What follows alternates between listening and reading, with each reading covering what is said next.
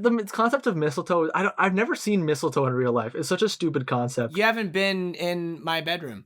That sounded worse than it was. Hey, I know what we're gonna analyze. An episode from 2009. Hope it brings you laughter.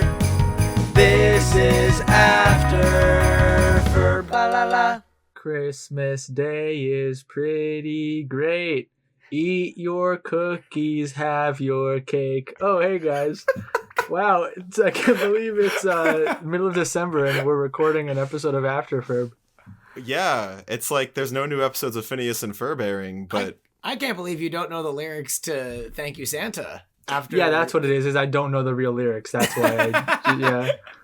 Yeah, so what better way to bridge the Phineas and Ferb episode hiatus until January than with what we're doing here today? By talking about, quite honestly, one of the best Christmas specials of all time. Whether you're a fan of Phineas and Ferb or not, it's exceptionally well done. I think it is maybe the greatest piece of Christmas media ever. Wow. And here to talk about it with us is a Christmas expert straight out of the Milwaukee theater circuit, as seen on Nickelodeon's live action The Really Loud House, host of Torque Vlog number 5, Year in Review, MWCA's Jeremy Johnson, and the founder of the WCP, Wiener Contingency Plan. It is the one and only Matthew Torkilsen. Oh! Merry Christmas! Santa? Nah, I'm just kidding, you guys. It's me, Torque. Oh, it's the person Alex just said it was. That makes more sense. Yeah. The thing is, Torkelsen's video is not on right now, so we thought it was Santa. Yeah, we were just hearing ho ho ho in the distance and we got all perked up. It's a little trick from the trade. Yeah, you say ho ho ho, everyone thinks you're Santa Claus. All right, Matthew, do you want to start by telling us in 2 minutes or less your relationship to Phineas and Ferb in general? Oh my gosh, absolutely. I'm gonna tell a little story if that's cool with you guys. I remember when the very first episode of Phineas and Ferb came out, and I completely and utterly missed it. And I missed like the first 5 episodes, and I was sitting in class, and one of my friends was drawing Ferb. There was a segment on Disney Channel where they would like show you how to draw like the characters or whatever. I remember those. Yeah, and he was like, yeah, I learned it from the Disney Channel, and now I just draw Ferb. And I was like, oh my gosh, I can't wait for that show to come out. He's like, can't wait. It's already out. I've been recording it on my DVR for weeks. And so I went over to his house and we just watched Phineas and Ferb for like 4 hours. And I just remembered thinking to myself in that moment, I was like, this is awesome. I've never seen anything like this before. And to this day, it's actually really funny. I was thinking about that while I was rewatching the Christmas special for today's episode. I was like, there really is nothing like this show. And I think that's why it's been able to stand the test of time, and why like people like you guys continue to keep the community alive to a point where, I mean, I don't know for certain, but MWCA probably has a large amount to do with why Phineas and Ferb is back on the air today. That's very kind of... That's very generous of you to say. Slightly generous. Yeah. I mean, you know, without feeding our egos too much, Dan has gone on to say that, like, fans continuing to celebrate the show online is part of what got Disney to ask them for a new season order. And that's not limited to just us. Like, you know, like, the TikTok clips, the squirrels in my pants, all those things. But we'll happily say that we're honored to be part of that fandom. Yeah. And like it means a lot that people within the Phineas and Ferb community do know our work and have a admiration for the show on the same level we do. It's really rewarding. And I gotta say, Matthew, I think it was, slightly over 5 years ago, now that it is December in 2025, when we set up auditions for MWCA on Casting Call Club, you were the very first submission. Is that true? Yeah, maybe within a day, if that, of me posting the link and plugging it on TikTok, you submitted auditions for Phineas Flynn and Jeremy Johnson. I got to see Andrew's audition notes the other day, and it felt very like a peek behind the curtain. And very first name at the very top, Matthew Torkilsen. Wow, yeah. I didn't realize that. You know, you had posted your listing on TikTok, and I was It's so funny. I was thinking about this the other day. I was a freshman in college when that audition went out, and I was sitting in my dorm by myself. It was 2020, so it was like I shouldn't have been in a dorm. I should have been like at home. And none of my classes were in person. It was winter, so all of the sun would set at 4:00, and I'm in Milwaukee, so it was really snowy and cold. And I was like, I saw that, and my roommate was at an event, and so I was home alone, and I said, why not? And that's how I've made all of my friends, is just people saying, why not? Exactly. And then I got the offer. I don't know if you know this. I got the offer. You sent me the offer on my birthday. Really? When's your birthday? December 9th. Oh, happy belated. Happy belated, Thank you. Torkilsen. So I was literally at home on Christmas break, and I was with my family, and midnight had rolled over in the Midwest, and I got a text, and I was like, oh my God, what a great Christmas present. And a birthday present, I was like, too. Here, now you get to pretend to punch animals in front of a green screen. It's a dream come true. And you know what? We've come a long way since then. Indeed. We have come a long way since then. Actually, we only have to wait 5 more years. Wait, let me figure this out. We only have to wait 5 years until the casting of MWCA will be equidistant from the present moment and the release of Christmas Vacation, roughly. Is that true? Oh my God. Well, oh yeah, because Christmas Vacation is 16 years old at this point. Oh yeah. I kept thinking it's 2010. It's December 2009 is when Christmas Vacation. And I'll bring that up later, because there's a point I want to make about how Christmas Vacation was released before Summer Belongs to You and how it affects the continuity, but we'll get there. Okay. I kind of want to actually start with that question a little bit. Not really the continuity question, but just the I don't think Christmas Vacation is canon. Not just because there's not really a real unified canon in Phineas and Ferb anyway, but also if we accept Christmas Vacation is canon, we also have to accept that in universe the mysterious force is Santa Claus all year round, all the time, which I'm not prepared to do. I'm fine with that headcanon. I think that works brilliantly. I thought he only had his hand in this one, just in this plan. What do you think he's doing the rest of the year? Getting ready for next year.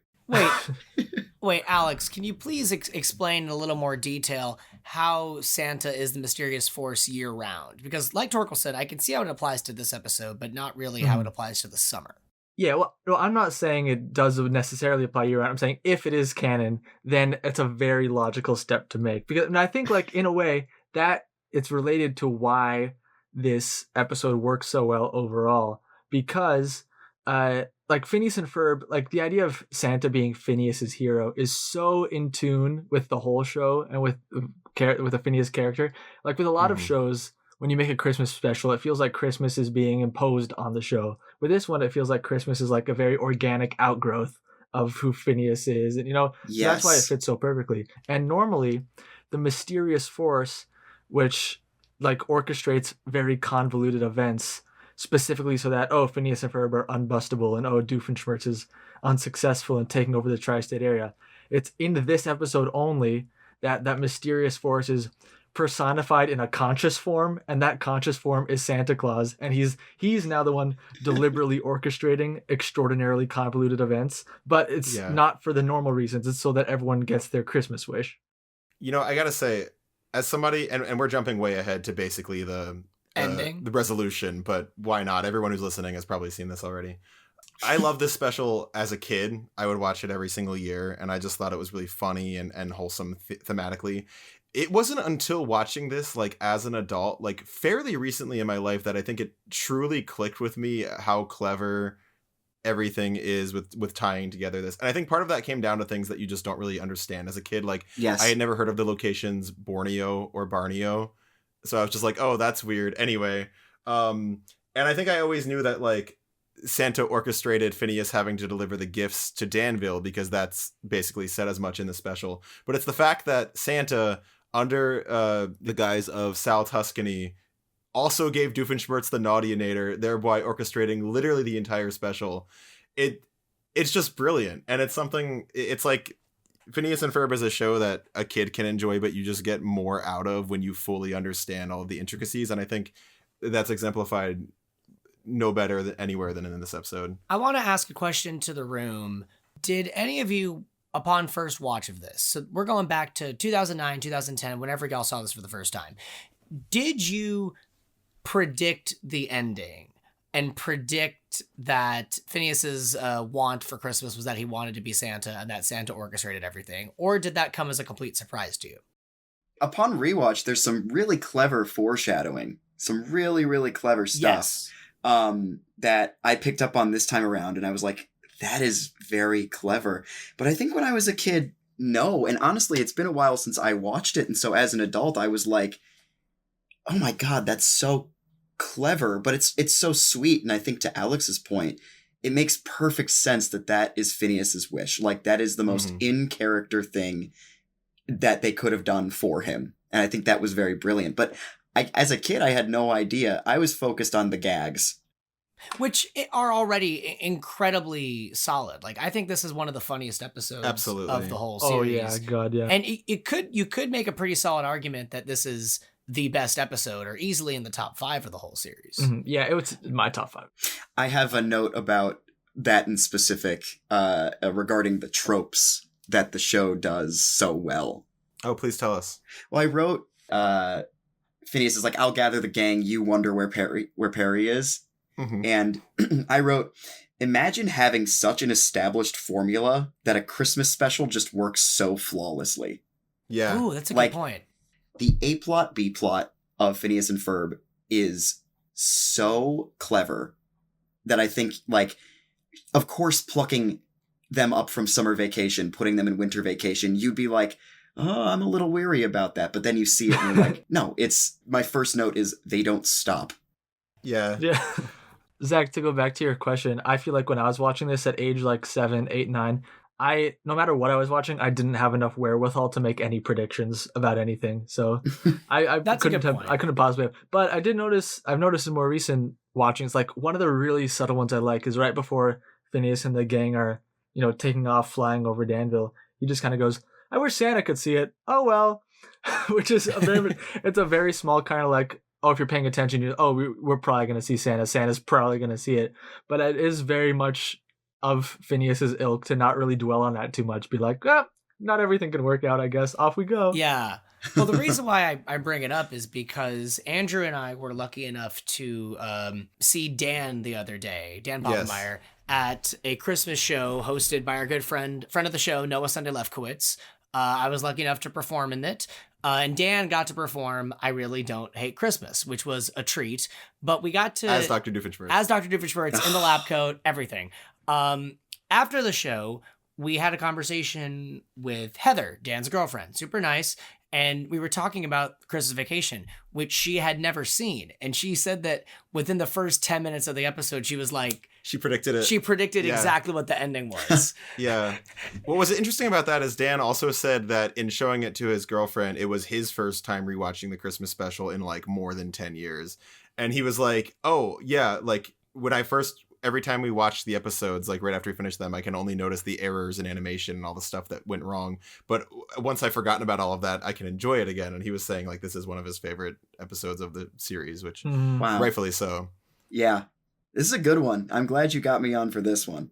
Oh, yeah. It wouldn't be a Matthew Torkilsen Christmas without you. Exactly. One little thing I want to point out. When talking about season 5, one of the things we've been lamenting a little bit, especially in the second half of the season, is, wow, Lawrence really doesn't do much. And when we do see him, he kind of just stands there and doesn't do anything. And this reminded me, that's actually not new.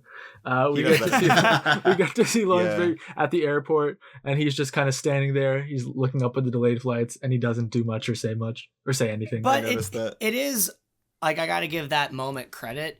That Lawrence doing nothing is overshadowed by one of my favorite Linda moments in the whole series. Like, I wonder if we have the same moment. I have something written down. Well, I just thought it was really precious the way that she was trying to calm Candace down, and oh no, how will you be fine, or whatever she says, and then throwing Phineas and Ferb under the bus. I just think it's very funny where she's trying to strike that balance between her kids, and it's fun to see Linda have a little bit of a a personality there. What I wrote down in quotes specifically is when she covers up the mouthpiece of the phone and goes, "Forgive me, boys." Yeah. What's Phineas and Ferb up to? It's like, Yeah. it breaks the expectation that has been set so many episodes, which is like kind of the point I was getting at earlier, which is like the show is so formulaic in a good way that when they break from the trope and they attack it, it's so much funnier. Oh, completely agree. Definitely. One thing I like about this special, it's subtle, but I think purely due to the fact that it is a holiday special, I feel like there's a slightly heavier emphasis on family here. And we see that in, the British grandparents flying in and those bits with Linda and Lawrence.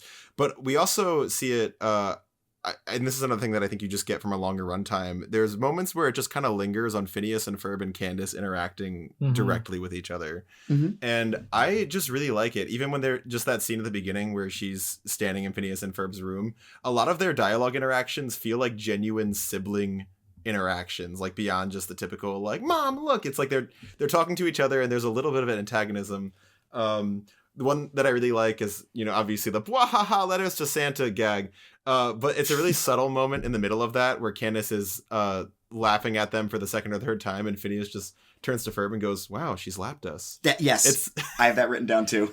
There's so many little moments like this of just giving little intricacies to how they interact with each other as siblings. Or even like or you could just ask him directly to avoid any unnecessary problems. Yeah. You are such a child sometimes. You are such a child sometimes. Yeah. Mm-hmm. No, the "she's lapped us." I always forget about that joke. It always takes me by surprise. It's so funny. Yeah, I completely agree with what you were saying about this kind of, sort of sibling dialogue, because and I think the fun dynamic, and obviously Ferb's there too, but the main dynamic is between Candace and Phineas. Right. Is that like, and that is where I think the sibling dynamic is the best, where Candace is funny when she's trying to be more mature than she is. And then Yes. Yeah. And then Phineas can kind of play the straight man a little bit by just being like, "Oh, here's something a normal person would say." But he does have that kind of innocent, naive, optimistic edge to it that kind of gives Candace the confidence to still kind of write him off. I think I like Candace the most when she's being a teenager. When she's lamenting about what Jeremy is thinking of her, or when she's like, don't get me wrong, like Busting Brothers is like the whole premise, right? And she's always going to get her comeuppance. It's the classic. But when she just gets the opportunity to be a teen and kind of do her own thing, I think that's where we get to see the cracks and we get to see a lot of the bits shine. For sure. And because you bring it up, Matthew, and as someone who played Jeremy Johnson in NWCA, I think I'm pretty confident in saying this. This is the single best Candace Jeremy arc in the entire run of Phineas and Ferb. Yep. It's not particularly often when they put conflicts in their relationship that are like beyond just the surface level, like, "Oh no, I misconstrued what he said in this text." This is like genuinely like they are struggling to communicate with each other, even though they both really care about each other. And I think it's a really solid B plot. There's this great line where Jeremy says, "I can't read your mind, Candace." And it's like, I don't know. I've been on the giving and receiving end of that comment. And it's like, it's so real, but in a way that like you feel for them. I totally wholeheartedly agree. This is like, it almost makes me sad a little bit because I love Jeremy for selfish reasons, of course, but also because he is a very interesting foil to Candace that I don't think gets utilized all that much. I think this, a lot of teenagers that's when they have their first relationship. And so it's interesting to see this lesson about learning how to communicate in young people and in their first relationship. Like, I'm not wording this like correctly, but I think that's a genuine thing that some people don't learn until later in life or when they do have their first relationship. And I think this is really indicative of them coming of age. Yeah. And I think too, it reminds me a lot actually of MWCA. Like, I think I had such a good time rewatching Phineas and Ferb when I was looking for moments with Jeremy, because like this Christmas Vacation episode reminds me of MWCA in that it's a really solid episode of Phineas and Ferb where all of the characters are firing on all cylinders. I appreciate that. I mean, yeah, this was definitely the source of inspiration for the Candace Jeremy arc in MWCA. And if I remember correctly, I think I had given each actor like a list of like, here's episodes you should go rewatch. And this definitely would have been among I don't them. remember what they were, but B-story. Yeah, Phineas would have been a challenge because it's rare for him to get like arcs, but he has one in this episode. Yes, he does. Wait, before we move on to that, I have one more thing before we leave the bedroom at the beginning. Okay.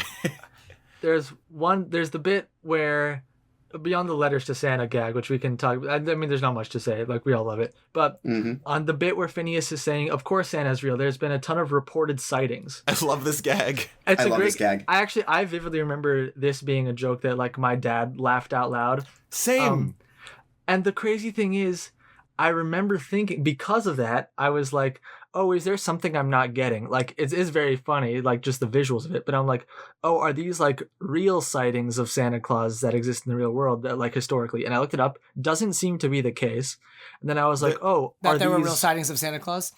Well, you know what I mean. That, like, Bigfoot sightings. So then I looked up, like, oh, these specific, like, dates and places, are these, like, famous sightings of some other mythical creatures? And it's not the case.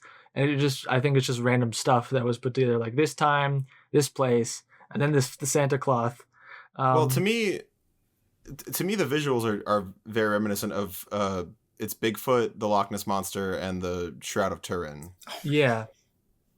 I think sure, man. Oh, it's like one after the other. It's like this one looks like big. Well, yeah, no, because okay. the first one is like grainy footage of Santa walking, and he turns around and he does the classic Bigfoot pose. The second one, it looks like he's sticking up out of water, which is like Loch Ness Monster. And the third one, the Santa cloth. There's like an urban legend that I think it's called the Shroud of Turin. It's like a piece of cloth they think Jesus was buried under, and has an imprint of his face on it. Wait, is that like the grilled cheeses thing from that episode of Glee?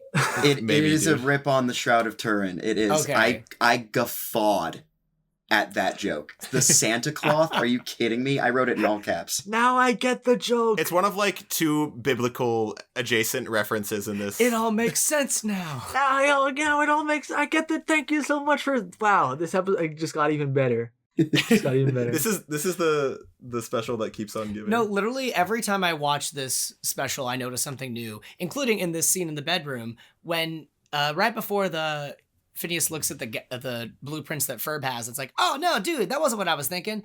Right before then, there's an underscore of "Thank you, Santa."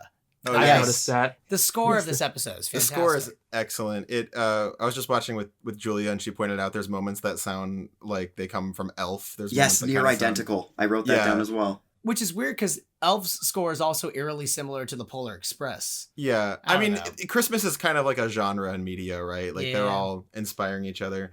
And I was going through the Phineas and Ferb wiki page, and there's like quotes from Dan and Swampy before this special came out about how they really wanted it to feel like a classic Christmas special, like one that kids would quote and come back to and know the songs from. And I mean, obviously they pulled it off because that's what we're doing here 16 years later. I feel like the most quotable part of this for me, or there are a lot honestly, but the one that comes to mind is the Bwahaha letters to Santa. But unfortunately, anytime anyone says letters to Santa and I use it in real life, it's hard for me to make it obvious I'm doing a bit. You know, it's just like Bwahaha letters to Santa. Bwahaha letters to Santa. That's for little kids. It's like, okay, what are you talking about? And they're like, that's me. It would work around us. Like, it would know your audience. I'm gonna use this as a segue while we're talking about letters to Santa to bring up one of my two extrememely minor qualms with this otherwise pretty much perfect special. I know it's coming. People have pointed this out before. So when Phineas and Ferb build their clubhouse, Rest Stop to Santa, they're talking to the backyard gang, Isabella, Baljeet, and Buford, and they're like, so all of you wrote letters to Santa growing up, right? And all of them in unison say, Pretty much. Yes. Yeah. Including Isabella. Yep. Suggesting that she celebrated Christmas and wrote letters to Santa growing up. And yet later in the episode, they have the joke where Isabella is not quite as devastated as Phineas that Christmas is in danger because she celebrates Hanukkah. I wrote that down too. She's putting on a front for Phineas. She's trying to impress him. Nope. I figured it out. Okay, guys. You tell us, Alex. Have you never considered, and by the way, as someone who grew up celebrating both Christmas and Hanukkah, have you ever considered, which by the way, that is actually not relevant at all in what I'm about to say, but have you ever considered that maybe Santa Claus in this world brings Hanukkah presents to all the Jewish boys and girls around the world?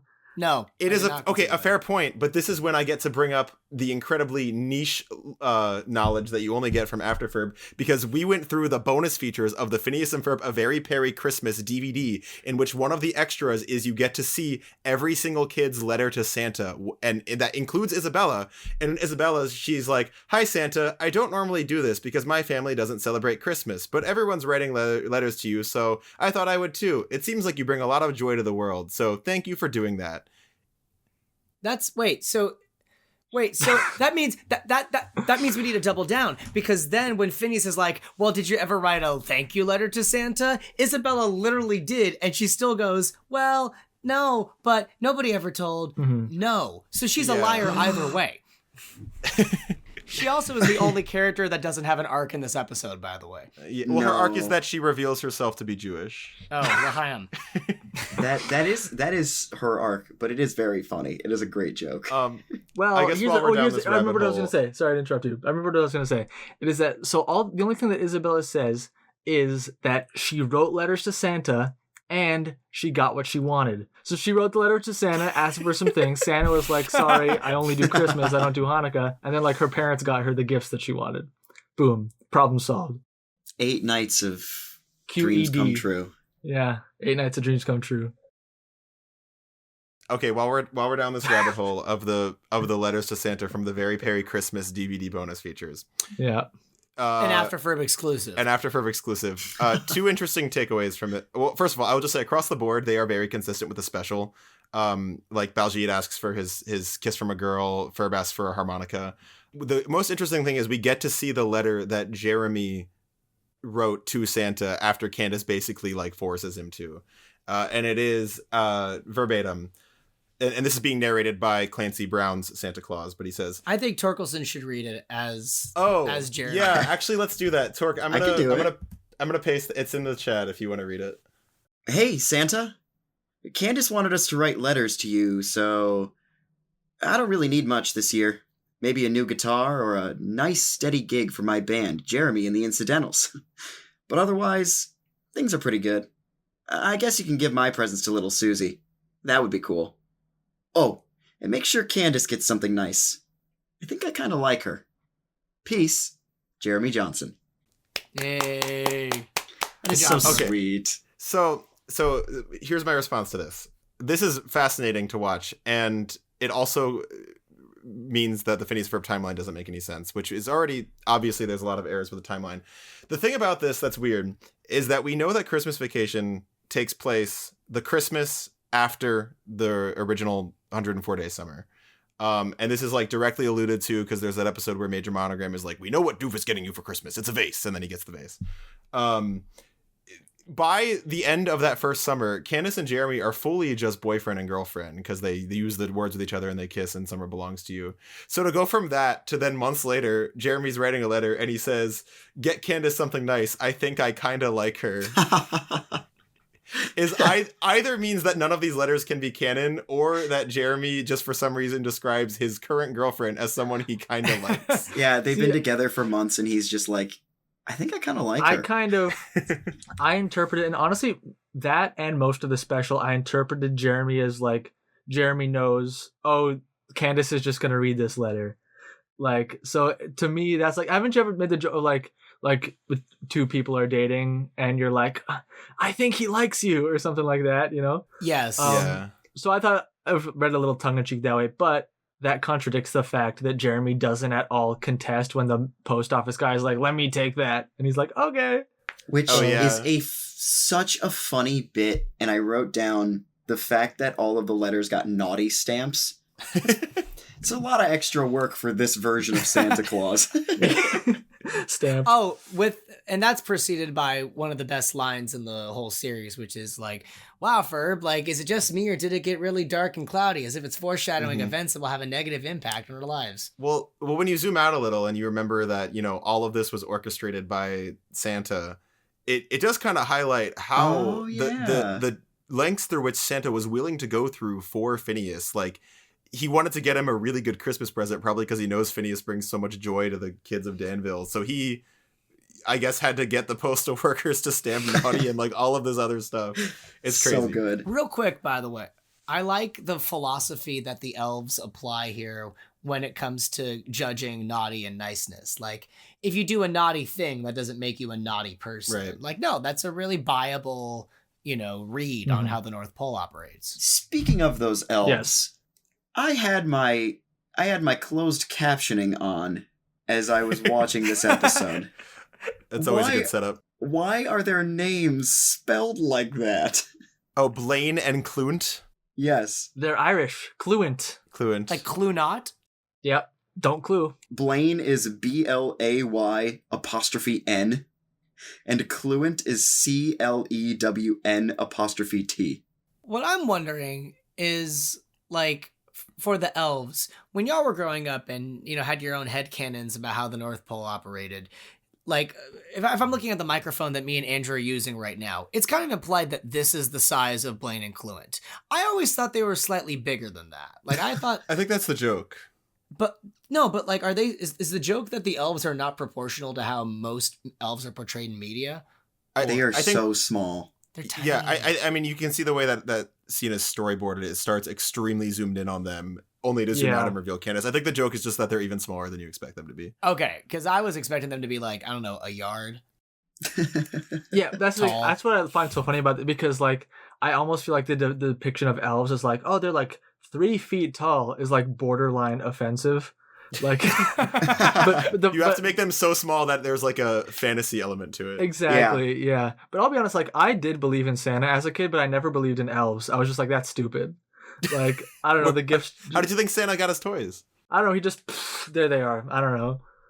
I was like, that's unrealistic to have a whole bunch Wait, of elves making. so you thought that Santa did what Blaine and Cluent actively do in the special, which is wave their hands and a toy appears. Yeah. kind of. I mean, Well, Alex actually worked at a Toys R Us, and that's how he made the toys. So I honestly, I did think that Santa Claus, like, I at least had the wherewithal to be like, if Santa Claus does exist, he must be truly omnipotent. If he can fly around the world and give everyone toys, he has to be able to freeze time. So if he can freeze time, then he must be able to freeze time. That was and my make, thought, has, too. has all the time in the world to make all the toys that he has to make.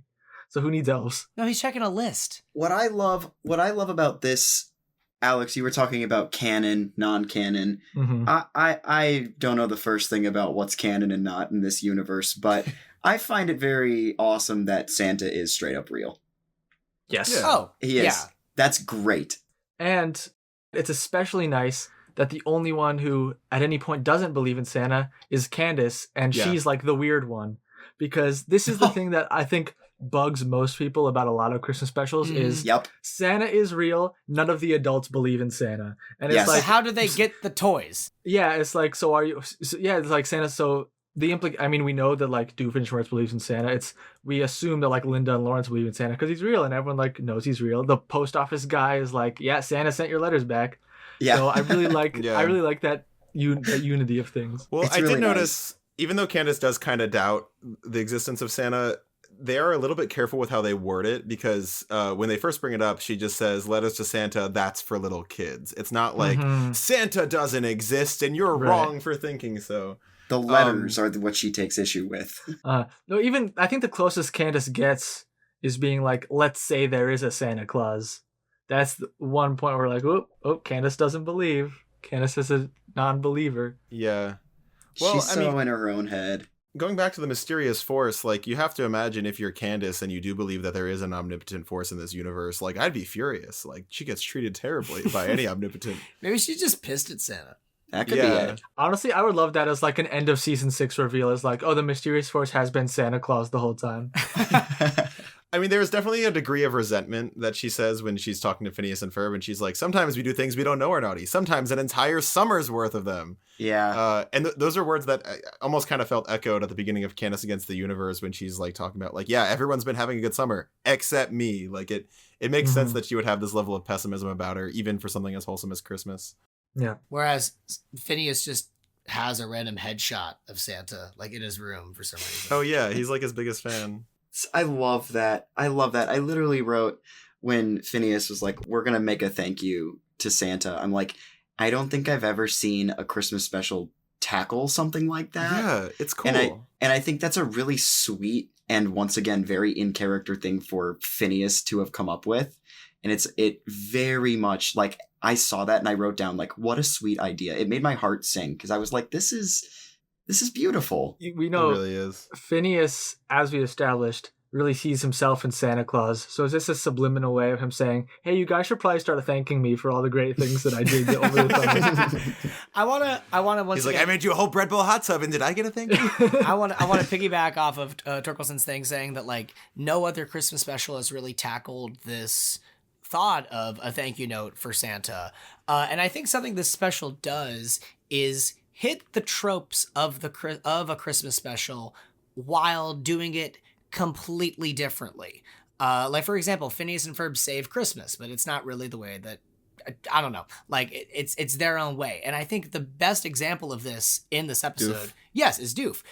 The Doof subversion of it's a subversion not only for Christmas specials but for Doof's character as a whole, because Monogram himself says like, evil hates Christmas. It's a cliche. And then, sad cliche. Exactly. And then in the next scene, you see Doof preparing to, destroy Christmas. And then he immediately says no to that cliche. And the reason, like, obviously we know that it's a subversion for Christmas specials because always the bad guy hates Christmas.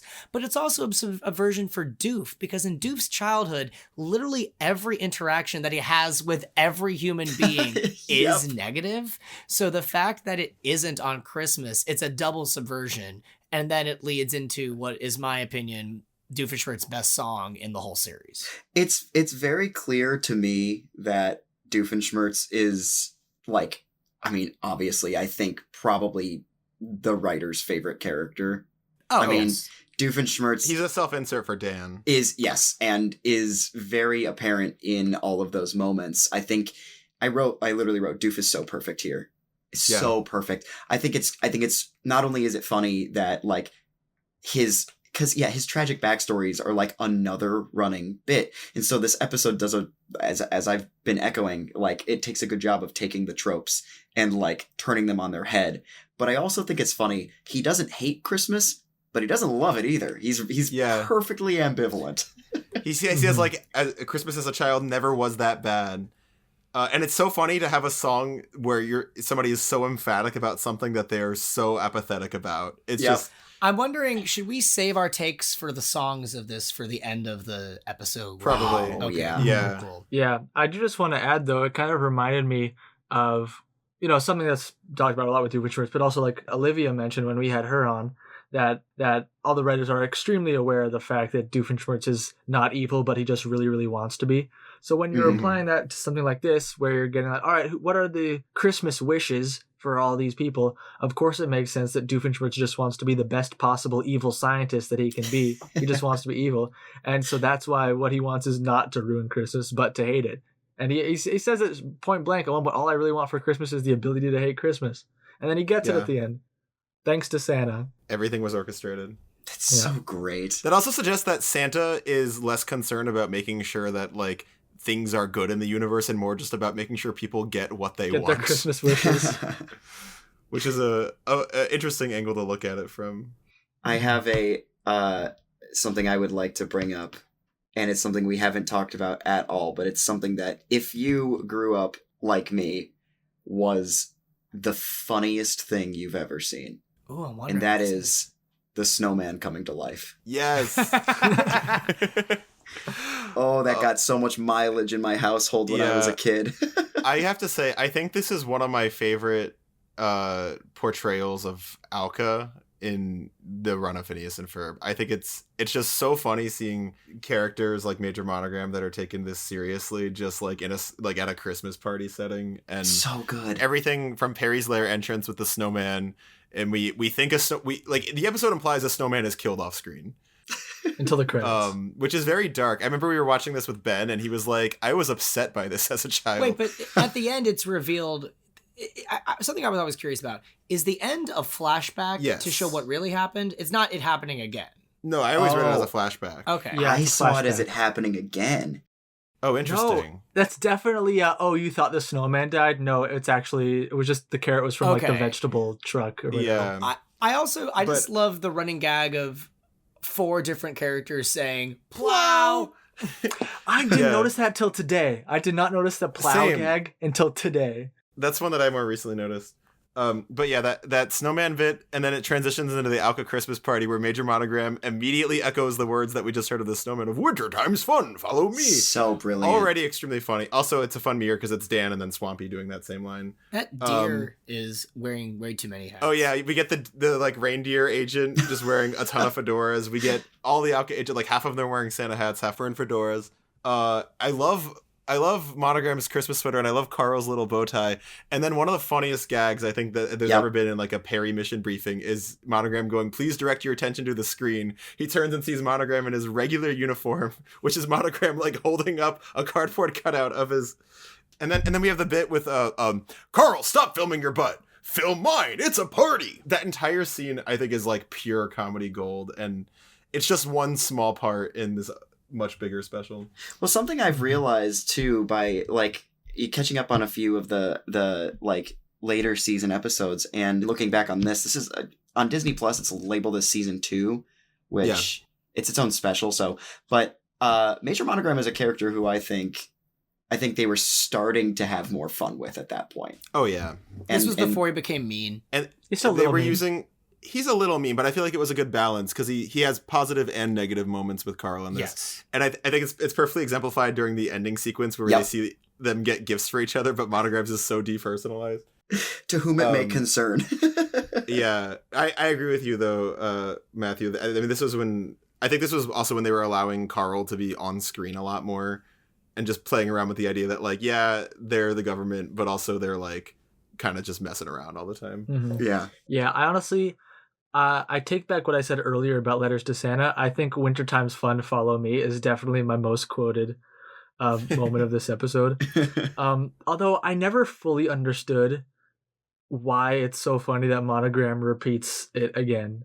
Like, I don't know like what exactly they're trying to say. Like, is there a connection or is it just kind of like, oh, it's so ridiculous? No, it's because Perry's holding the carrot and he looks visibly disturbed. We as a viewer thinks he just saw a snowman get killed in front of him, and then immediately his boss is echoing the words and walking in the same manner that just led somebody to get killed in front of him. So is it like, oh, we think Major Monogram is about to die too? Is that what's going on here? I think it's just Monogram doesn't know that he's being insensitive to Perry's recent trauma. That's how I read it. But also the way I interpreted it was just like, oh, I'm always just a gag for when you see 2 people saying the exact same lines in 2 different scenarios, but like back to back. Absolutely. I also just want to quickly highlight, I think Perry, while he doesn't necessarily have like an arc in this, he's just doing his regular Perry stuff. I think he has some of the best facial expressions in this episode. Oh, yes. Across the series. When Doof finally brings the carolers the figgy pudding, Perry has this look on his face like, bro, are you kidding me? You could have resolved this the whole time. He looks gobsmacked. Yeah, Perry's not a super big part of this episode, but I do really like the fact, like, he does have a certain role to play, if only for the fact that his secret Santa is literally Santa, which is pretty cool. It's something that I think most people can't say. Perry's barely in this episode, so why the hell is the DVD called A Very Perry Christmas? I was going to bring Perry that up. rhymes with Mary. It also includes the episode's interview with a platypus and Shea Platypus and Oh There You Are Perry as bonus features. Okay, well that's on them. Well, no, I'll tell you exactly what happened. They said Perry rhymes with Mary, so we'll make that the punny title, and then so that it makes a little bit of sense, we'll put other Perry episodes on the DVD. End of story. QED. Problem solved. Perry, did you know? Perry, did you know? Okay. Another little gag I want to shout out that, again, I didn't get super into until more recently is Candace's Christmas-themed nicknames for Jeremy. I love this. Oh my gosh, yeah. We go from Little Drummer Boy to Little Red-Nosed Reindeer, which that one doesn't make quite as much sense. Little Town of Bethlehem. Hello, my little town of Bethlehem. Town of Bethlehem, that's crazy. I was losing my mind at that. I'm trying to, I'm sure there are so many other, what other Christmas-themed little there must have been several that they're on the cutting room floor. Okay, not to keep bringing this up, there's an additional one on the DVD menu. Because there's Easter eggs on the menu. It shows like a fireplace with like a Christmas tree and ornaments, and if you hover the DVD icon over the different things, you get lines of dialogues from the character. And in one of them, Candace goes, "Come here, Jeremy, my little turtle dove." Ooh, mistletoe. Jeremy, I'm in here, my little turtle dove. And that's nice. it's Ashley doing the lines, so we have at least one more. That's I feel like cute. they could have gone with "Hello, my little Saint Nick." Little Saint. Oh, that's good. Oh, that one works. Oh, hello. Oh, hello, my little virgin with immaculate conception. My little round yon virgin. Oh man. That I love this because I did not pick up on some of this stuff, but I think it really shows like I'm a huge joke per minute guy. It's why like I will always shout out 30 Rock and Arrested Development whenever I have the opportunity to, because the jokes per minute in those shows are absolutely insane. But I guess I didn't realize how chock full of jokes this episode was. And it was like, I missed that because I was too busy laughing at the thing that had just happened beforehand. Exactly. You know? And I think that's so, and the fact that they're able to do that while also having so much heart, while also only being a 40-minute special is kind of insane. I really think this special, it predates Summer Belongs to You. So put yourself in the mindset of, someone that's watching this for the first time in 2009 and Summer Belongs to You doesn't exist. I think at this point in the series, this is both the episode with the highest number of jokes per minute and the highest, number of songs, but also like the episode that, like you said, has the most heart. I think this episode is not just a great Christmas special, but I do think it epitomizes the show and the characters as a whole. And it works so well in spite of it being a Christmas special versus having to jam Christmas into the formula, which is sort of what Torkilsen said earlier. Yes. On that note, should we talk about, I feel like the only characters we haven't really covered the arcs of yet are Baljeet and Buford. And Ferb. Does Ferb have an arc here? He wants a harmonica, he gets a harmonica. That Ferb joke, you guys, you know which one I'm talking about. Yeah. The world peace local boy gets a harmonica. That was my favorite joke as a kid. Favorite joke as a kid. That sent me. I forgot that that's what happened, and I had to pause the episode. I also like that joke because it's like, when did they take this photo and when did they print this newspaper? And yeah, also, it's like, when did Ferb get the gift? It's not Christmas yet. It's not even Christmas yet. Also, I'm gonna give a subversion and talk about the DVD menu myself, not Andrew. Okay. Ferb's letter to Santa is, "Dear Santa, one harmonica, please. Ferb Fletcher." Yeah, it's great. It's great. Man, this is I wish they got a way of putting this kind of stuff on Disney Plus, because there really is some like lost media. Oh yeah. Oh man, and it just enhances the experience to me. Oh, real quick, another thing. Like, my one qualm with Doofenshmirtz this episode is, it just, to me, what seems out of character is it's surprising that he celebrates the holidays and doesn't mention Vanessa at all. Yeah, that is like the one thing of this special I kind of wish we got, but we do get Olivia Olson still, singing one of the best Christmas songs of all time. Yes, well, which we'll talk more about in a bit. That. Yeah, I feel like they really weren't quite sure yet at this point how important they wanted Vanessa to be, I think. Yeah. So, it's interesting because we get even like more minor, like we see Susie because she's family with Jeremy and a couple others, but yeah, Vanessa is absent entirely. She's not even at the end. Neither is Stacy. I guess she spends Christmas with Charlene. I guess she spends Christmas with Stacy. Like, we get Meep in this episode. Yeah, but we don't get point. Vanessa and Stacy. They kind of considered. We get the to be farmer more... and the wife. Yes. Oh, that last song, it does a really good job with the incidentals while forgetting a lot of very important secondary. You know what was like that too was the end credits of Candace Against the Universe. It goes through like every single character, and then like Olivia Olson is just like inexplicably missing. Do you mean Vanessa? Well, both of them. Yeah, okay. It's the credits. Oh wait, Olivia Olson's not in the credits? For Candace Against the Universe, no. Really? No, she's not in Silhouettes. That's so weird. Yeah. I don't know. This is why she had to join the writer's room to right the wrongs. No Norm either. R.I.P. Oh yeah. I would like to touch on Buford and Baljeet. Yes, let's do it. But the one last gag that I kind of wanted to mention, I wanted to see what you guys thought of it. It's a gag that works so well if you're watching this on cable. Where Phineas wakes up and he's like, "It was all a bad dream. Christmas is here," and then Isabella's like, "You have to stop doing this." And then the mall's about to close. It's like he's not even in his own bed doing this.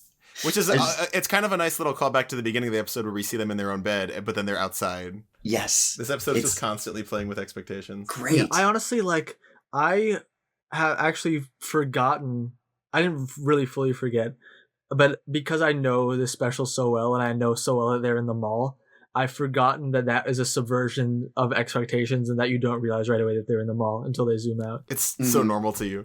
Yeah, seriously. I want to talk about Buford a little bit specifically, because this is when he still had more of the bully, I'm not a nice guy edge to him. Yeah. Which would have made it at the time a slight subversion that all he wants for Christmas is to be thought of as nice by his friends. I will say that's the one moment in the episode where I get close to tearing up is at Baljeet's Merry Christmas, old buddy, and Buford's running down the streets going, Christmas is back on, turn on your lights. It's and so the scoring is beautiful there. Na, na, na, na. Thank you, Santa, everywhere. And it's man, Buford's plan really worked. Gotta hand it to him. He's Rudolph in this way. Who also does not appear with Santa's reindeer on the roof. We were just watching last night. We watched the special Olive the Other Reindeer, and they make a really funny joke about that, where Santa's real, the reindeer are real, all the lore you expect to be, and Olive shows up and it's where's Rudolph? And they're like, that's just a myth.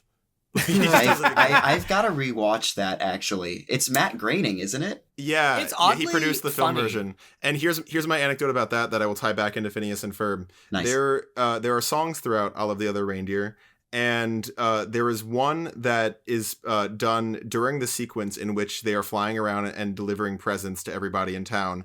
And that song is written and performed by Big Bad Voodoo Daddy, who Wait a minute. also do Christmas is Starting Now in this special, which is during a sequence in which they're delivering presents to Santa. So they have this weird typecast, not only of doing songs for children's Christmas media, but specifically the We Are Helping Santa Deliver the Presents song. This is not related to anything, but I'm just going to talk about it.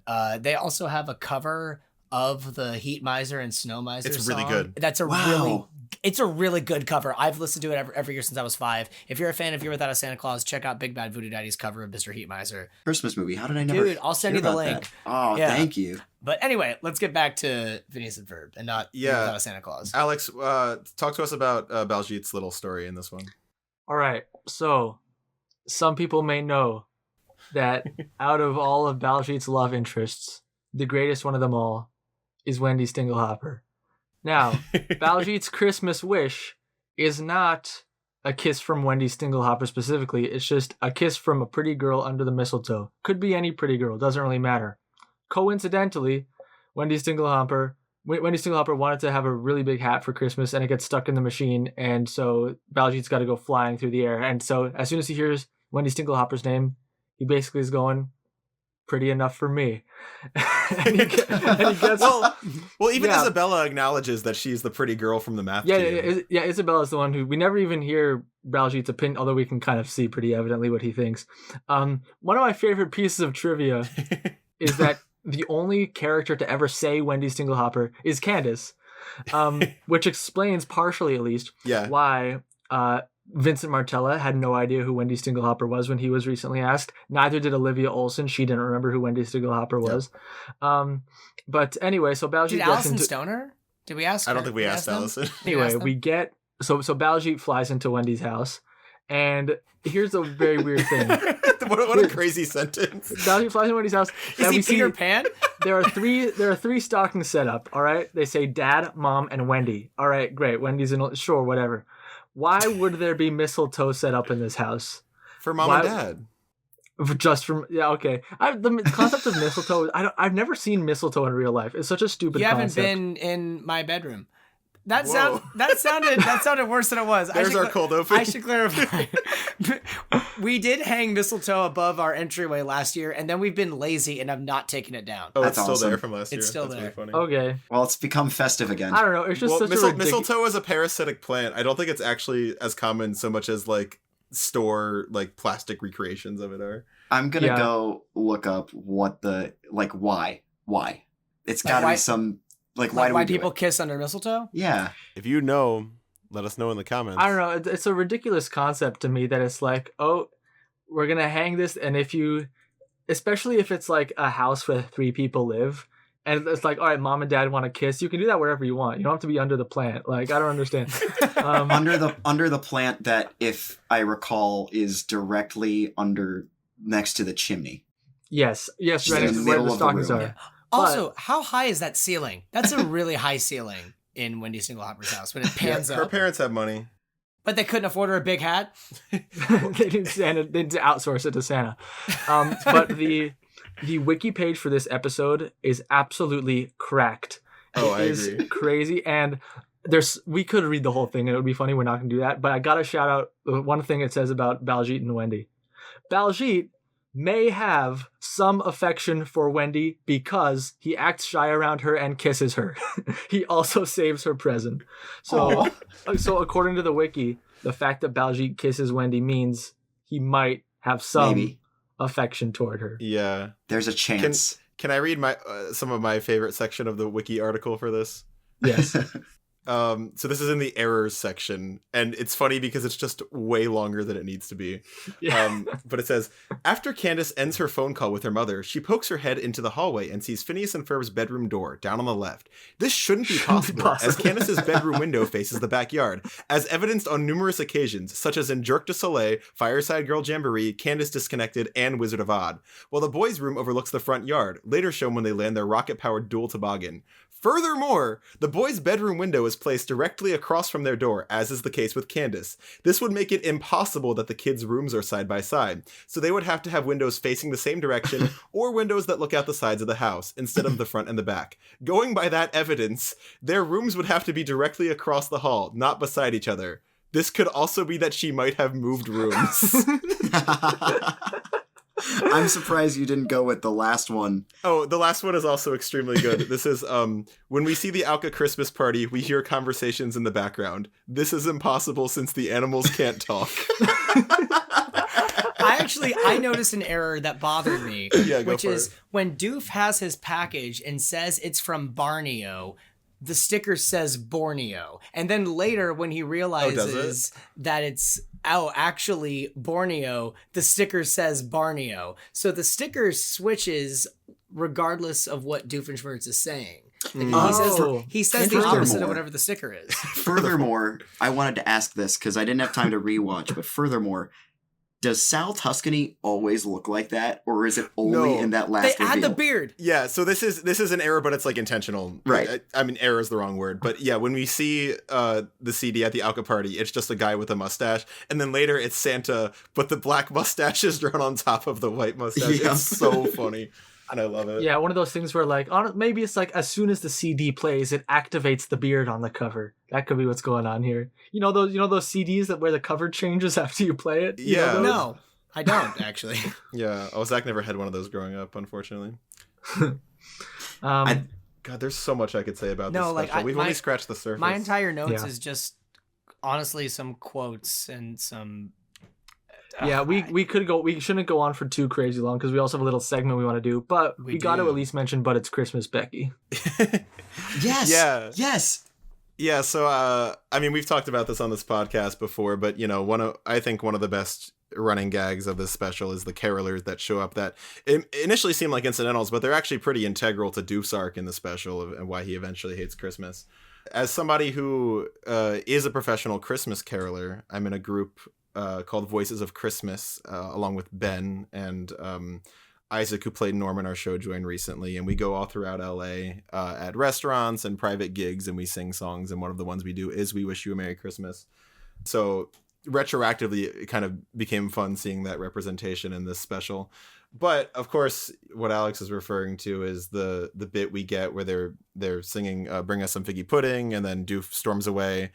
And then this man goes, "Come on, guys, let's do But It's Christmas, Becky." And the woman in the group goes, "You've got to get over me, Josh." That lived in my head rent free for years. Yeah, which it's just a non sequitur. I think when I was really little watching this, I was like, is this something that I don't know about? But no, it's like the Karen Johnson joke in Summer Belongs to You. My favorite joke in that episode. It's just a non sequitur. But this did prompt back in 2021, after we wrapped the production of MWCA, we still felt like we had a lot of momentum and we wanted to make a Christmas album. And most of it was either covers of songs that Phineas and Ferb had already done or like other parodies. But then I was like, we should just do we should just make But It's Christmas Becky a real song. Like, what does that song actually sound like? So I recorded just like this super brief voice memo of like this guy Josh singing about his ex, trying to make it like toxic but in a funny way. And then I sent that to Cadence, and then we roped Alex in, and we all collaborated on this original, like, I think it ended up being about 6.5 minutes. It's just like a power ballad. Yeah. We should attach a link to it. Yeah. I'll play a little bit of it right here. Oh, the holidays feel so empty. I can already tell. There's no one in whose direction I can shake my jingle bells. The mistletoe feels gratuitous when you aren't here to peck me. Mistletoe is a parasitic plant. 'Cause it's Christmas, Becky. Wow, that was a really good clip that you just played. Yeah, Andrew. and because it's totally original, it is streaming, so you can find it on iTunes. I would love to remaster that next year. I was going to say, is that the first fully original piece of content that... If you don't count Another Credits song. Oh, I do, though. So I guess it's the second. Yeah, so we, kind of retroactively have a lot of attachment to this bit. Had a really fun time writing that. Well, with also Alex the and fact Cadence. that Josh has appeared multiple times in season 5. Yeah, it is wild that of the characters in this special, like Rodney appears in this episode, never appeared in season 5. The British grandparents appear in this episode, never appeared in season 5. Wendy Stinglehopper. Wendy. Josh has appeared several times throughout season 5, just as an incidental. What an interesting... What an interesting one. My last fun anecdote about this But It's Christmas Becky bit is through the company Voice of Christmas that I do. On one of the gigs, I recreated the bit where they're just like, bring us some figgy pudding, oh, bring us some figgy pudding, oh, bring us some figgy pudding. It's the principle of the thing. Good job. Doing that in full, like, Charles Dickensian wear, like the top coats and the hoop skirts, and we put that on TikTok. And then about a year ago, Dan Povenmire duetted it, just reacting as Doofenshmirtz, like, what kind of person barges into my house and demands a dessert from the mid-17th century? So that was a fun thing to wake up to on Christmas last year. I have a less cool version of that story. Yeah, go for it. As a Jungle Cruise skipper, we do a bit during the Christmas time when we pass the chimp boat where we pretend like they're carolers and we say, give them figgy pudding. They won't go until they get some. So I naturally got a friend to film it with me going, it's the principle of the thing. Okay, and good. Dan liked it. Yeah. Yeah, he didn't duet it, but we love is the principle of the thing representation on TikTok. Yeah, even on our gigs, we kind of play into the silliness of the lyrics with the figgy pudding, because if we're like at a restaurant and we see people have dessert, we'll like kind of like gesture at them like, come on, give it up, or we're like pretend to not leave their table. And we got to talk to Dan about that when we saw him last week too. Yeah. No, this is definitely an episode that Dan remembers well, which makes me happy because I feel like this is... Even though he hasn't seen it in a decade. Did you ask him about Wendy Stinglehopper? No, I did not. I'm sorry. Oh. Darn. All right. Yeah, I also wanted to give a shout out to Borneo. I didn't realize... First season of Survivor. I didn't realize I looked up today what Borneo exactly is. Like, it's basically like a very big island that includes like a big chunk of like Indonesia and Malaysia and Brunei, and there are like millions of people who live on the island called Borneo, which is not its own country, but is the name of, an island that including includes multiple countries. Doofenshmirtz's cousin Justin. Rumored to be there. What is that? Rumored to be Uncle hiding. Justin. Uncle Justin. It's so funny that he has this one uncle with like an American name. Yeah, he's the one that's not from Jerusalem. Well, I mean, his brother's name is Roger. That's a good point. That's true. Yeah, I guess I don't know. Just the idea, especially because I feel like Justin is such a like. It doesn't feel like the name an uncle would have. That's the name that like a cousin would have. Have you not seen the Wizards reboot? One of my best friends is named Justin, and he has a couple nieces and nephews, so I'm naturally inclined to disagree with that. That's great. But like Heinz Doofenshmirtz's Uncle Justin who's like 70 years old probably. Yeah, that's a great bit. Justin Doofenshmirtz goes pretty hard. What do we think Uncle Justin is in hiding for? Because Gordon Guts of an Emu is after him. Yes. Oh yeah. Oh my god. This is first appearance of Gordon Guts of an Emu.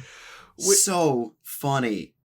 okay, so I feel like season 5 almost kind of like washed my brain into thinking that the news reporter was always Dink Winkerson, but it's not true. Like starting in season 2, going through like 4, they had this other reporter, Gordon Guts of an Emu, who is still swampy, who still sounds exactly like Dink Winkerson. His last name is Guts of an Emu? Yeah, it's Gordon Guts of an Emu. Guts of an Emu. God. Yeah, and if I remember correctly, there's like another reporter that they make a joke. I'm gonna have to look this up and like edit it back in, but it's like brains of a peacock or something. It's just like a variation of Guts of an Emu. Future Andrew here. The character I was thinking of appears in Der Kinderlumper. His name is Mike von Hattava-Pilgrim.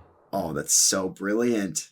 Guts of an Emu sounds like a last name. That's what it flows so nicely. That's what's so wonderful. More than about Winkerson.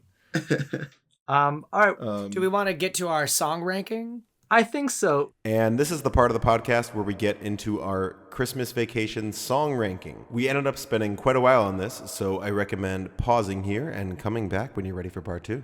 Hey there, friends, we'll be right back, so feel free to pause and pick out a snack. So we have this fun little bit planned where we have each made a personal rankings of all the songs that appear in this Phineas and Ferb Christmas Vacation. And you might be thinking to yourself, oh, that should be fun. There are a lot of songs in this special. There are like 6. And actually, there are more. Because 13. we are including on this list the likes of We Wish You a Merry Christmas Carolers version, We Wish You a Merry Christmas South Tuscany version, Christmas Cannot Be Destroyed South Tuscany version, That Christmas Feeling Candace version, etc., etc. And one more that's very out there. Oh, yes, and one more. I'll let Andrew explain this one because I don't have the energy to. We'll get there when we get there. Should we just go through and start With at, our number at number 13s? 13 and everyone says it? Okay. I'm cool with that. So we're not going one at a time. We're going to go from the bottom together. I think that's Which do fun. you think would be more interesting? I think it's more fun. Yeah, okay. This works. Let's all say our number 13s. All right, can I go first? Yes. Well, we should go alphabetically. Okay, sure. My number 13 is We Wish You a Merry Christmas Carolers version. Ooh. Okay. Okay. My number 13. This is going to be controversial. I already know, and I'm sorry. My number 13 is Danville for Niceness. Wow. What? That is controversial. Okay. I will give Zach, I first think we of all, have to kick him off the podcast. I think we need to start a new... I think I know what he's about to say. Let me say two things. I want to see if Let me say 2 things. First of all, none of these songs are bad. Like the number 13 in Christmas Vacation is still like probably within the top like 100 Phineas and Ferb songs. And the saving grace of this song, I think, is Baljeet and Beaufort's in the verses, vice versus us. Vice versa, us versus vice. That's a great line. That's a good However, musically, I think it is the weakest in the special. I think it's just kind of a whatever little... I'm so ready to push back when I get to where it's when we placed. get to this song very high on my list, I'm going to be pushing back hard. Yeah. All right. What? Yeah. All right, Matthew, what's your number 13? My number 13 is That Christmas Feeling, Candace edition. Oh. Okay. And very fair. Let me ask you, Matthew, have you listened to the international dubs of this song? Because I gotta tell you, if you ever want an experience, go through on Disney Plus and change the language settings. Listen to the song in Hungarian, where Candace tries to cram way more syllables into it than really fits. Karácsonyi érzésem van, ráveszem Jeremit, hogy levelet írjon a télapónak. Igen, igen, régi karácsonyi szokás, hogy eléneklem, hogy mit fogok csinálni. Igen, igen. Hello? Or Korean, where she goes, uh-oh. Santa 할아버지한테 yeah, uh-oh, Christmas 기분. I see that does actually color my perspective a little bit. My thing is, it's very similar to what you said about, like, even the worst song is still good. Like, this song works really well as a good gag.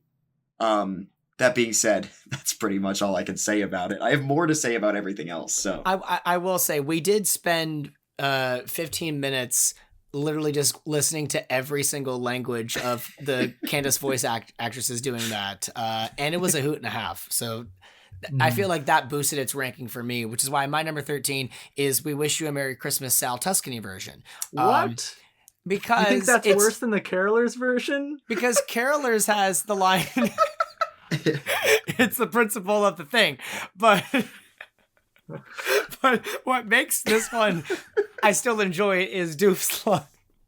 This one's really grown on me. That's such a funny joke after he's listened to it over and over again.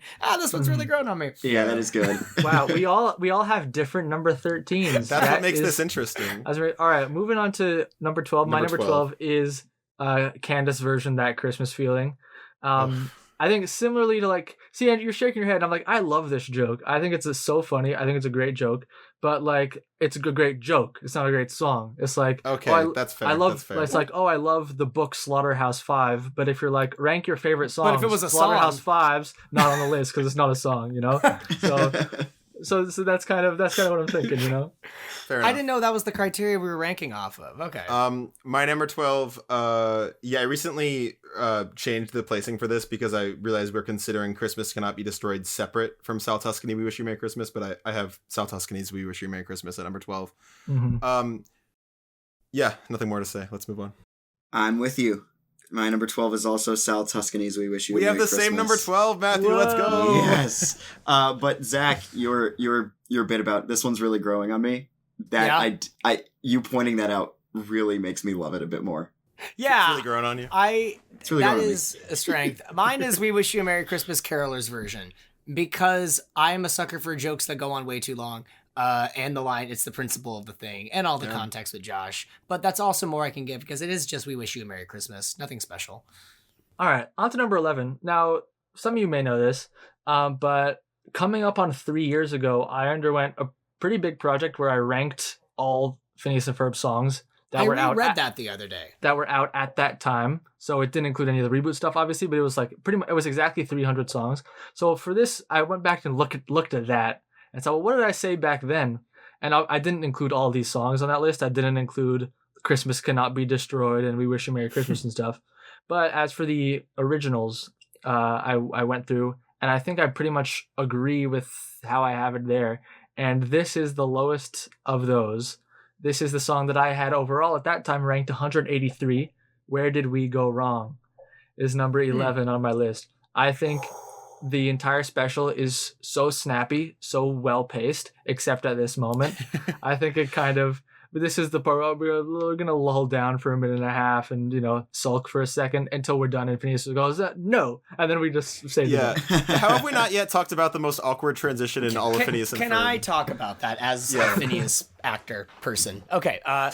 So the awkward no after the song that just has a fade to a different location. It's like clearly meant to go like cut to a Doofenshmirtz scene or something. No, the way I was envisioning it was they're walking out of the mall while all the lights are turning off. And like as they're walking with their heads down, Phineas stops walking and lifts his head up and goes, no, you know what? I don't accept this. And then turns around to the friends. Even in your improved version. I don't think it's as awkward. I think fading to a completely different location where he's just standing at his friends and saying no is way more awkward than them walking out and him being like, no, let's not give up. I think it could have been powerful.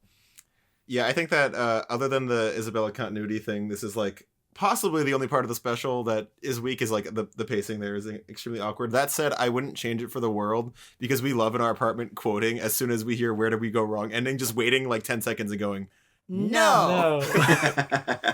But I'm right with you, Alex. I have Where Did We Go Wrong at my number 11. Yep.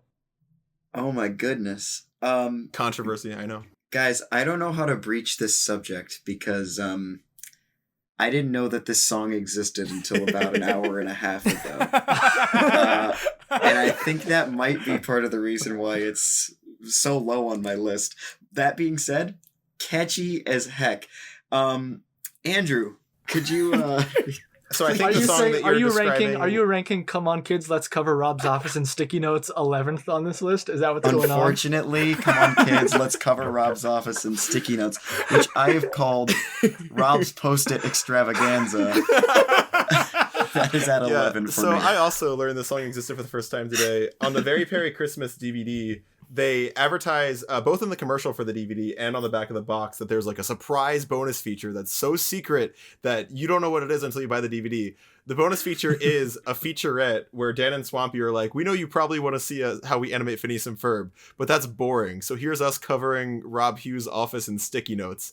And it plays a song which is just the same as Come On Kids, Let's Squirt That Gelatin Monster, but it's come on kids, let's cover Rob's office in sticky notes.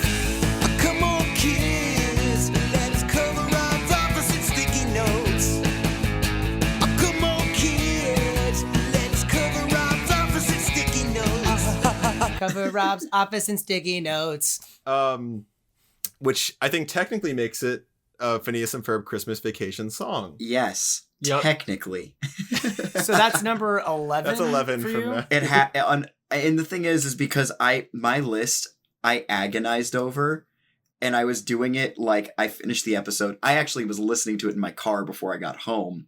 And then I was like, oh, I need the context for this. And then I watched the episode, then I listened to it again. And then I get hit with a Discord message. You guys are never going to believe this. We're covering Rob's office in sticky notes. And that gag is once again, very funny gag. And the song is just a rehash of a different song. Yeah. That being said, it's 11th. It's not 13th. I'm not going to argue for the placement of it. I'm just happy we're talking about it. I mean, Torkilsen, it's 11th. Just to talk about the sickos that you're doing this podcast with, 11th place is the lowest ranking of that song so far. That means the three of us ranked this higher because this is not my number 11. What's yours? My number 11 is Christmas Cannot Be Destroyed, which Okay. I think is serviceable, but it also led to one of the most unhinged things we've said in our apartment, which was we were doing this game of listening to all the various audio of That Christmas Feeling Candace version, which caused us to do the same thing with the Sal Tuscany Christmas Cannot Be Destroyed. And the Hungarian dub for Sal Tuscany cannot hit that note. Yeah. They got this like clearly operatically trained singer for the To play English Sal dub. Tuscany, yeah. And in the Hungarian version, he's just doing like this weak falsetto.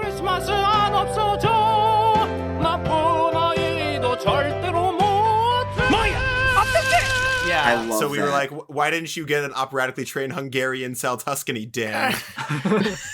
Which is very unhinged, but that's my number 11. Sal Tuscanovich. Yeah. All right. All right. My number 10, speaking of Sal Tuscanovich, is his We Wish You a Merry Christmas. I give it have you all ranked this lower than me? Yeah, that was my Seems- Okay. 13. I Number think I just 12 give for it the me. edge over the carolers because I like the sound of Sal's voice better than I like the sounds of the carolers' voices, and that's kind of it.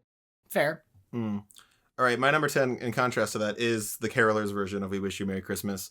I know this one is basic, but like Zach said, it has principle of the thing, and I also just I like the harmonies in it.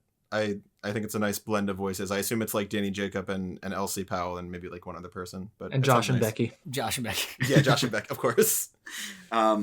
I also have that at number 10 as well. We have the same Wow. 12 and 10. We've agreed the most so far. Yeah. What I love about We Wish You a Merry Christmas, the Carolers, is kind of in conjunction with what everyone else has been saying, is like there are really great jokes within the song, but the song itself also has really great jokes in it.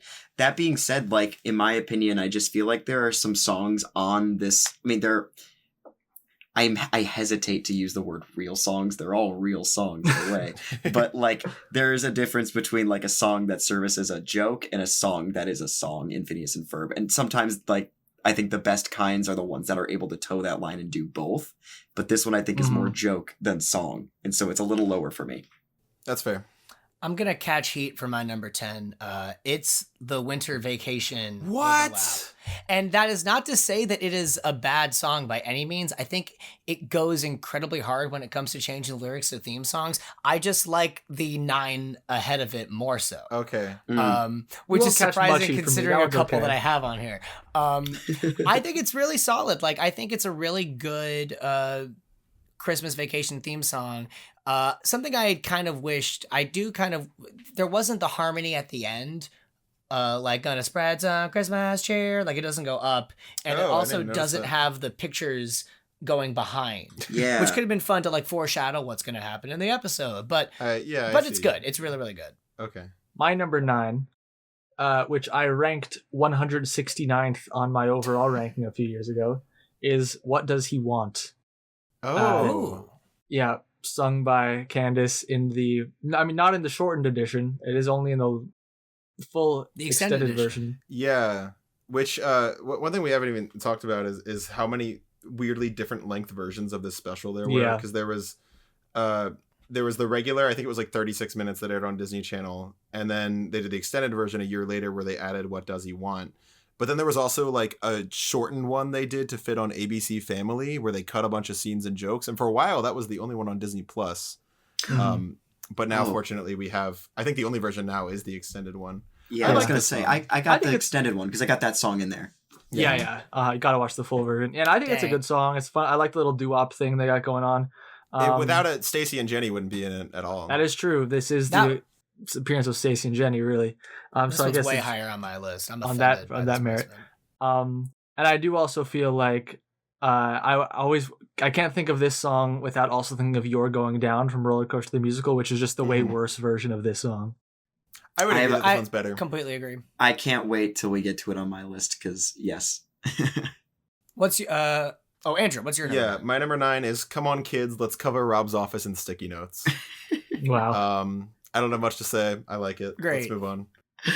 My number 9 is Christmas Cannot Be Destroyed, which while I was watching this special, Andrew told me that there were 11 songs to rank, and I was like, this can't possibly be one of them, can it?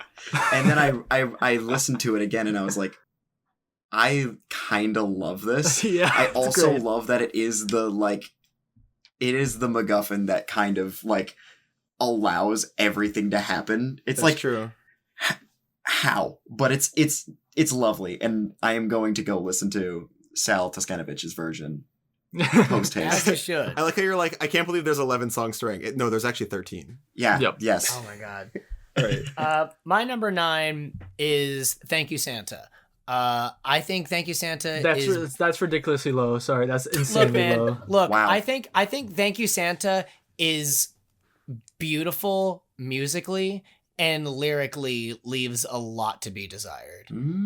Like, I think they needed either a second verse or something, which we did in our inside joke version. Okay, but I'm noticing with your ranking Winter Vacation, you're counting the visuals. No, I should emphasize, I was not knocking points off of Winter Vacation for visuals. If it was visuals, I think "Thank You Santa" would be up there. I'm going off of songs. And as a song, love the instrumentation. Lyrics needed another pass. Okay. Wow. Oh, I guess it's my turn now. Okay. Yeah, number 8. Okay. we number got 8. a lot to get through. Maybe we should go a little faster. It's Christmas. What's the rush? All right. Okay, this is going to be a 2-hour episode. Number 8 is "Winter Vacation," the theme song. Okay. I agree with most of what Zach said. Although I did also point out the abominable snowman gag as being very funny. In the scene, I remember being like, when I was a very little kid watching Rudolph the Red-Nosed Reindeer, my mom would like cover my eyes when the abominable snowman came on because he was just like too scary. But then she didn't when he was in Phineas and Ferb? Nope. All right, my number 8 is "Christmas Cannot Be Destroyed." If it was the Hungarian version, it'd be lower, but this is the English version I'm considering, and I like his voice in it. Cool. I would just like to give a quick shout out to Reflective Socks, fellow MWCA fan, for uploading the full version of this on your YouTube channel. I don't know how you got it. It wasn't Charter School. It wasn't Charter Schoolgirl. Oh my god! I don't know if you just like vocally removed Doofenshmirtz talking over it, but Shout thank out you. Reflective Socks. Thank you for the full 13-second version. It sounds great. All right. At my number 8, I have "What Does He Want?" Yeah. In my opinion, and I think you mentioned the roller coaster musical doo-wop. I feel like Candace has a lot of doo-wop numbers. She does. Across this show, and I was listening to it and watching it, and I was like, I can't tell if it's a reference to the fact that they do it or if that's just like their intention. But to me, I was like, I've seen this before, and I think the lyrics are really great, but it's like smack dab in the middle for a reason. Sure. All right. My number 8 is "Cover Rob's Office in Sticky Notes." Alex, what's your number 7? All right. Honestly, as I look at my list now, I don't regret my ranking when I have a number 7, but I, on one hand, do expect to catch a little heat for it. And number 2, I'm also now wishing I prepared a stronger argument ahead of time. My number 7 is I really don't hate Christmas. Explain yourself. I think that's fine. Okay, well, I guess the cop-out answer is, I just like everything ahead of it better. But I guess to Fair. get into the nittier grittier details of why I feel, when I think of like Doof's best songs, this one would not come to mind in particular, because I feel like, Doof's raspiness, the way he sings, isn't super suited to super fast-paced lyrics that fly by. You should listen to the slower-paced live version, Dan. Dan had to slow Yes. it down for Noah's show. Yes, I mean, I did watch that and I was like, oh, that's fun. I do find, and this is not a point for or against, but in particular, the line Flag Day is infernal. I think it's really funny. He's like, Flag Day, this holiday is as bad as being in hell. and if you listen Duke's to the only one to have an opinion on Flag Day. Just because I don't know where else in the podcast I would fit this. This episode uses other words that I had to look up because I didn't know what they meant. Rubenesque is how Phineas describes Santa, and that generally refers to like Renaissance era paintings of like large women. Yep. And he uses it to describe Santa, which I thought was funny. I also, and if you're not super locked in on the lyrics to Really Don't Hate Christmas, you could trick yourself into thinking he says Flag Day is infertile, which for a second I thought maybe like, which is true. I could never get Charlene pregnant on Flag Day. What's with that? Oh no! I thought it was like Flag Day can't have any children. Like just Flag Day itself. You just think that like people just couldn't get pregnant on Flag Day? I think Heinz thought that. There's our cold open. All right, Andrew, what's your number 7? My number 7 is That Christmas Feeling Candace version. I know it's It should stupid. not be this high. Come on, be serious. Listen, Yeah, how dare you have it at number 7? I have Stockholm Syndrome because I have so much experience with this song, not only watching the international dubs, but also in creating a version for when we covered That Christmas Feeling for MWCA. I worked with DBL MP to make an instrumental and Taylor to recreate this. It's stupid. It's just Candace.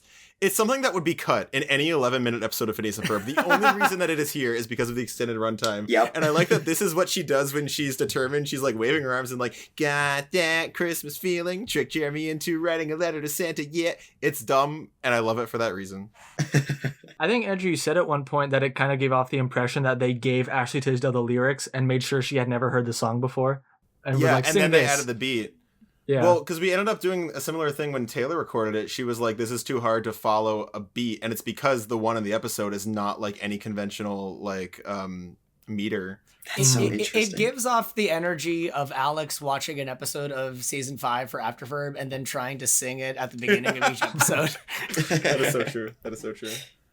All right. At Torque, my what's number your 7, 7? I have the intro, the winter Christmas vacation edition.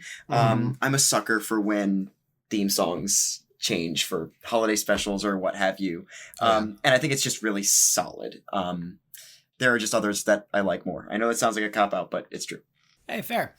My number 7 is Where Did We Go Wrong? I don't think this song is that great, except for the Baljeet line, do those visions of sugar plums not dance That is a good like one. they should? Right to Phineas going, I'm racking my brain here, really thought we were good. Those two lines live in my head rent-free, and I think the way Malik Paintroli sings it and Vincent Martello sings it makes it raise up through the rankings for me. Also because it's completely ruined the phrase racking my brain, because I'll say that to Andrew, which will then prompt him to just go, I'm racking my brain here. I'm like, yeah, we've all seen it. We also, whenever we're describing a story in the apartment and we're like, oh yeah, and by this, I mean this, we always end up by going, and by horse, I mean Jeremy. So, Another classic. All right, Alex, what's your 6? My number 6 is Christmas Cannot Be Destroyed, Not Even by a Nautianator. I gotta say, this wouldn't have been this high unless I had the Reflective Socks 13 seconds full version. Because when you get that preceding exposition, I actually think it is musically very nice. I think the voice of Sal Tuscany is a great singer, and I think the song leaves me wanting more, which is a great place for the song to be in. Do we know? I don't think we know who did Sal Tuscany. It's one of the additional voice Probably credits. Mrs. Tuscany. All right, Good Matthew, night, everybody. what's your number 6? Well, Andrew, it's your number 6 Oh, now. my number 6. Yes. Oh, sorry. Yeah. Christmas is starting now. I like this song a lot. We're in the top 6, so at this point, it's not like even defending a low placement. This song is great. All I'll say about it is I work at Universal Studios Hollywood, and I was walking out of work, walking past their Grinchmas area, which is like where they do their holiday event. And for some reason, this song is in the rotation. This Disney-owned and written song is on rotation at Universal Studios Hollywood at the Grinchmas. So if you go, tell me if you hear it. Is it because it's the Big Bad Voodoo Daddy that it like commissioned it out to Disney and it's technically their own thing too? No, so initially I thought like, yeah, maybe like this was just a Big Bad Voodoo Daddy song that they featured, but then I went on the wiki. This was written by Dan Povenmire, like for the special. Well, so Dan was an employee of Nickelodeon for a period of time. Yeah, that's Paramount though. Oh, what? Why? Okay. I'm not complaining. I just think it's interesting. All right, Matthew. Yes, so for my number 6, I have... This one is going to actually, I think, maybe cause some alarm for you guys, but I have That Christmas Feeling at number 6. Oh, that is a little too low, I fear. I know, you guys. And a lot of the things I have higher on the list, you guys have so low, and I like was hearing it going, oh God. But that does not mean it's bad. Like you said, we're at the point where we don't have to defend a low placement. I think That Christmas Feeling, what clouds it for me is the placement in the episode. Ooh, yeah. In my opinion, like, and we'll get there when we get there, but That Christmas Feeling feels very final to me, or very, very beginning, and it's kind of in the middle there. And I think the vocals are spectacular, and it's the only time that we hear Olivia Olson in the episode. Mm-hmm. I have a strong affinity for my top 5. That's fair. Valid. I mean, I disagree, but valid. My number 6 is also That Christmas Feeling. Hey, there Candace we go. version. Oh, Got that Christmas feeling. Oh, Andrew almost had an aneurysm there. Gotcha. Moving on. What's your number 5, Alex? My number 5 is Come On Kids, Let's Cover Rob's Office and Sticky Notes. Alex, I know you've always liked Come On Kids in general, because I remember you singing it. I didn't always love this song, Come On Kids, let's shoot that, let's squid that gelatin monster. But as I was working on the aforementioned song ranking I did a couple years ago, it really climbed the ranks for me because it felt to me like a pastiche of like a Disney Junior song, like a Mickey Mouse Clubhouse type thing. Okay, that's fine. And like Danny Jacob, who sings it, there are a few points in that original Squirt That Gelatin Monster where you can tell he's really like hamming it up as in like a, hey kids, oh ha ha ha ha ha ha ha. Gorsh. Gorsh, yeah, seriously, which I find is very funny. And then Andrew, just today, just before we started recording for the first time is when I watched this Let's Cover Rob's Office and Sticky Notes video. And I like the vocals that Danny Jacob does on the original and this version. It's insane how exactly the same it sounds except for the lyric change. It's remarkable the way he just completely replicated his own performance. And everyone's, they're doing the dance in there. Ooh, that's true, because even when they've revisited songs like Carl the Intern or like the Perry the Platypus theme, it's more of a noticeable difference than it is. Maybe he just recorded the lines, cover Rob's office and sticky notes. It might have been the same morning for all we know. Like, could be. Wait, hold up, because if we're looking at timeline, that episode came out around the same time that they would be developing. Yeah, they were both Christmas season Vacation. 2. So they were probably like, hey, Danny, we need you to do one more thing. All right, dang, that's a good one. Okay, what we're at, number 5? Yeah. My number 5 is I Really Don't Hate Christmas. Respectable. Nice. Yeah, I mean, I figure some of you might have it higher, but I think number 5 is still a pretty glowing endorsement. I think this song is very funny. I think the lyrics are clever. I also like how the chorus girls look, both in their regular Santa outfits, and they like briefly change into like a camo where he's like, I would launch a big assault, and I don't know, they just popped off. Oh, that is the visually chorus musically. girls. I didn't notice that. Yeah. This was back when all the chorus girls looked identical. Yeah. Once again, proving that Andrew and I are on the same wavelength. I Really Don't Hate Christmas at number 5. Dang, all right. But a lot of Alex's points were actually like, I was considering that while I was considering the ranking. But I think when I think about Christmas songs, I think about how samey a lot of it can start to feel. And so when someone can do something very different, it makes me very happy, which is going to be counterintuitive to the next 4 things I'm going to say. But I love it. I love the lyrics, and I think it's a really great doof song. Nice. Yeah. My number 5 is Danville for Niceness. And the only reason why it's up this high is because of the versus vice versus us, vice versa, us versus vice line. I think that is one of the most clever lyrics in all of Phineas and Ferb that I was like, screw it. It goes up to 5th place. That's literally the only reason. Yeah, I'm not being like fair here, but this is my ranking. What are you going to do about it? Wow, I can't believe that Zach ranked in the versus vice versa us, vice versa us versus vice on the same degree as Alex ranked Come On Kids, Let's Cover Up Opposite Sticky Notes. We're going to get comments about this. I feel like now that we're in the top 4, I think we're done with all of the joke ones, but let's see. What's your number 4, Alex? My number 4 is Danville for Niceness, and I could have it's very tight between this and number 3. I could have put this up at number 3 probably. I remember this one being my favorite one from the special when I was a kid. Honestly, I know Zach, you have it up pretty high at number 5, but the fact that it's only that one line, even that surprises me because I think the chorus of the song is absolutely marvelous and wonderful and sounds great. I don't love the chorus, but I think it sounds awesome. I love like the kind of the mass choir sound. I like the melody there. I think it's cool. I think it's funny the way they're kind of like spoofing "Do They Know It's Christmas" a little bit. It's got this kind of like the world's got to hear our Christmas message, and it's like, oh yeah. And that it is short enough that I always felt. Even I remember thinking watching this as a kid, like, is there a longer version of that song? I wish there were, because I would want to hear it. I would want to hear them sing the word "Santa, what gives." Yes. Yeah. That's Irving's verse we didn't hear. He's like rapping. Angrily. What's your number 4? My number 4 is Thank You, Santa. I agree with Zach that like lyrically this doesn't necessarily do much that's clever. I just think as a like finale song, it's very wholesome and very like relaxing. Also, years ago after we wrapped the production of MWCA, I was on vacation in Disney World with Zach and some other people from the cast, and they called me in and they were like, Andrew, hop on Discord. And I was like, why are we going on Discord while we're in Disney World? But okay.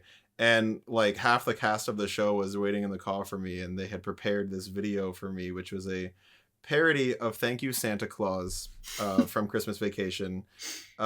Starts with Matthew Torkilsen singing, but he goes, April 10th has passed us by. There's no reason we should cry. And it was thank you, Andy Boy, for them thanking me for making MWCA. And that made me really emotional. And it was one of the nicest things that a group of people has ever done for me. And that was Matthew's idea, actually. It was Torkelson. What was your idea, Matthew? Yeah, actually, I'm gonna take credit real quick. I think the 3 of us on this call were some of the big spearheaders of it because it was Matthew's idea, and Alex arranged it, and I think mixed it, or did Tammy mix it? Tammy helped out a ton also. I don't remember exactly what. But and then I contributed additional lyrics and did the video editing. So I'm so happy that you're bringing this up with the 3 of us on the call, because it's really to show that to you. A little bit of foreshadowing for events that will happen later, some would say. But yeah, so that I think that bumps it up for me a little bit. It also sometimes makes it hard for me to listen to because I get emotional, but it really resonates for that reason. So at my number 4, I have Christmas is Starting Now. What I really love, I love a big band. I love a swing. I love it feels very, very Christmassy to me. And I kind of love that it's kind of doing like a Michael Bublé kind of Christmas. It feels like it has existed for a long time. I mean, I guess at this point it has, but there was something about it. I forgot it existed until I listened to it today, and I was like, this is going to go on the Christmas music playlist. Like, it's going to be in the regular rotation for me. Yeah, somebody at Universal thought the same thing. Exactly. Great minds. My number 4 is What Does He Want? I love doo-wop.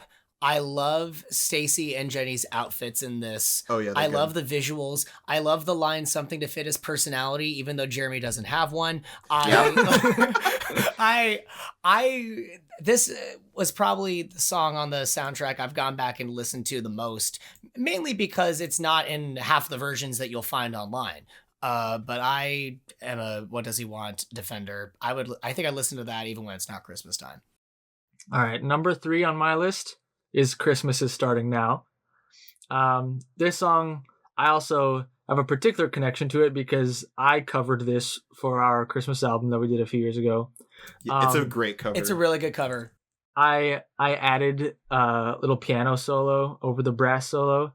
I added some bop shoo-wops and do-do-do-do-do's and some right nows at the end. I love the outro. All of which are additions, which I stand by and really like, which when I listen to this version, I'm like, man, they should have done all of my ideas that I had. But nevertheless, this song is it's a staple on my Christmas playlist at all times. My number 3 is What Does He Want? I think similar to Zach, I think this one's really strong. I think it's got a very fun visual sequence. I like that Stacy and Jenny are here. Remember when Jenny was a character? And it's just got fun moments, like it's Candace's anxiety song. There's one where she like sticks out of a DVD player wearing a disc as like a tutu, and then she like tilts her head back like, "Oh, I'm in such pain." I feel like you can kind of tell they had an extra like year to work on this because it's got a lot going on visually. It just feels like a classic Phineas and Ferb song to me, and I think it's really catchy. So that's why it's my number 3. I love that. I have one that you guys have pretty low up here at number 3. Where Did We Go Wrong is in my top 3. Wow. I think musically, it is really gorgeous. And I think I have the opposite opinion where I think we kind of need that moment. If not for Phineas, for Candace and Jeremy. This is like the note I was saying earlier where like this episode in MWCA feels so similar. That feels kind of like an Act 1 finale to me. And it makes it... I love a good Act 1 finale, and I especially love when the stakes are so high, yet the emotions are so low. I think that in and of itself kind of makes the song feel extremely necessary for not only the storytelling, but I also just... I think the main cast's like voices are like really, really synergized here. I don't know what it is. I really adore it though. Yeah, you mentioned that this is kind of like a Candace Jeremy song too. I think it's easy for me to forget that because they don't have any solo lines in it. But then when I go back to watch it, I'm like, oh, this does tie their arc into it as well. They're part of the visual sequence. So that's a fair point. Really good point. My number 3 is going to catch flack from Alex and Andrew because it's not number 1. But I put That Christmas Feeling at number 3. I think reasonable.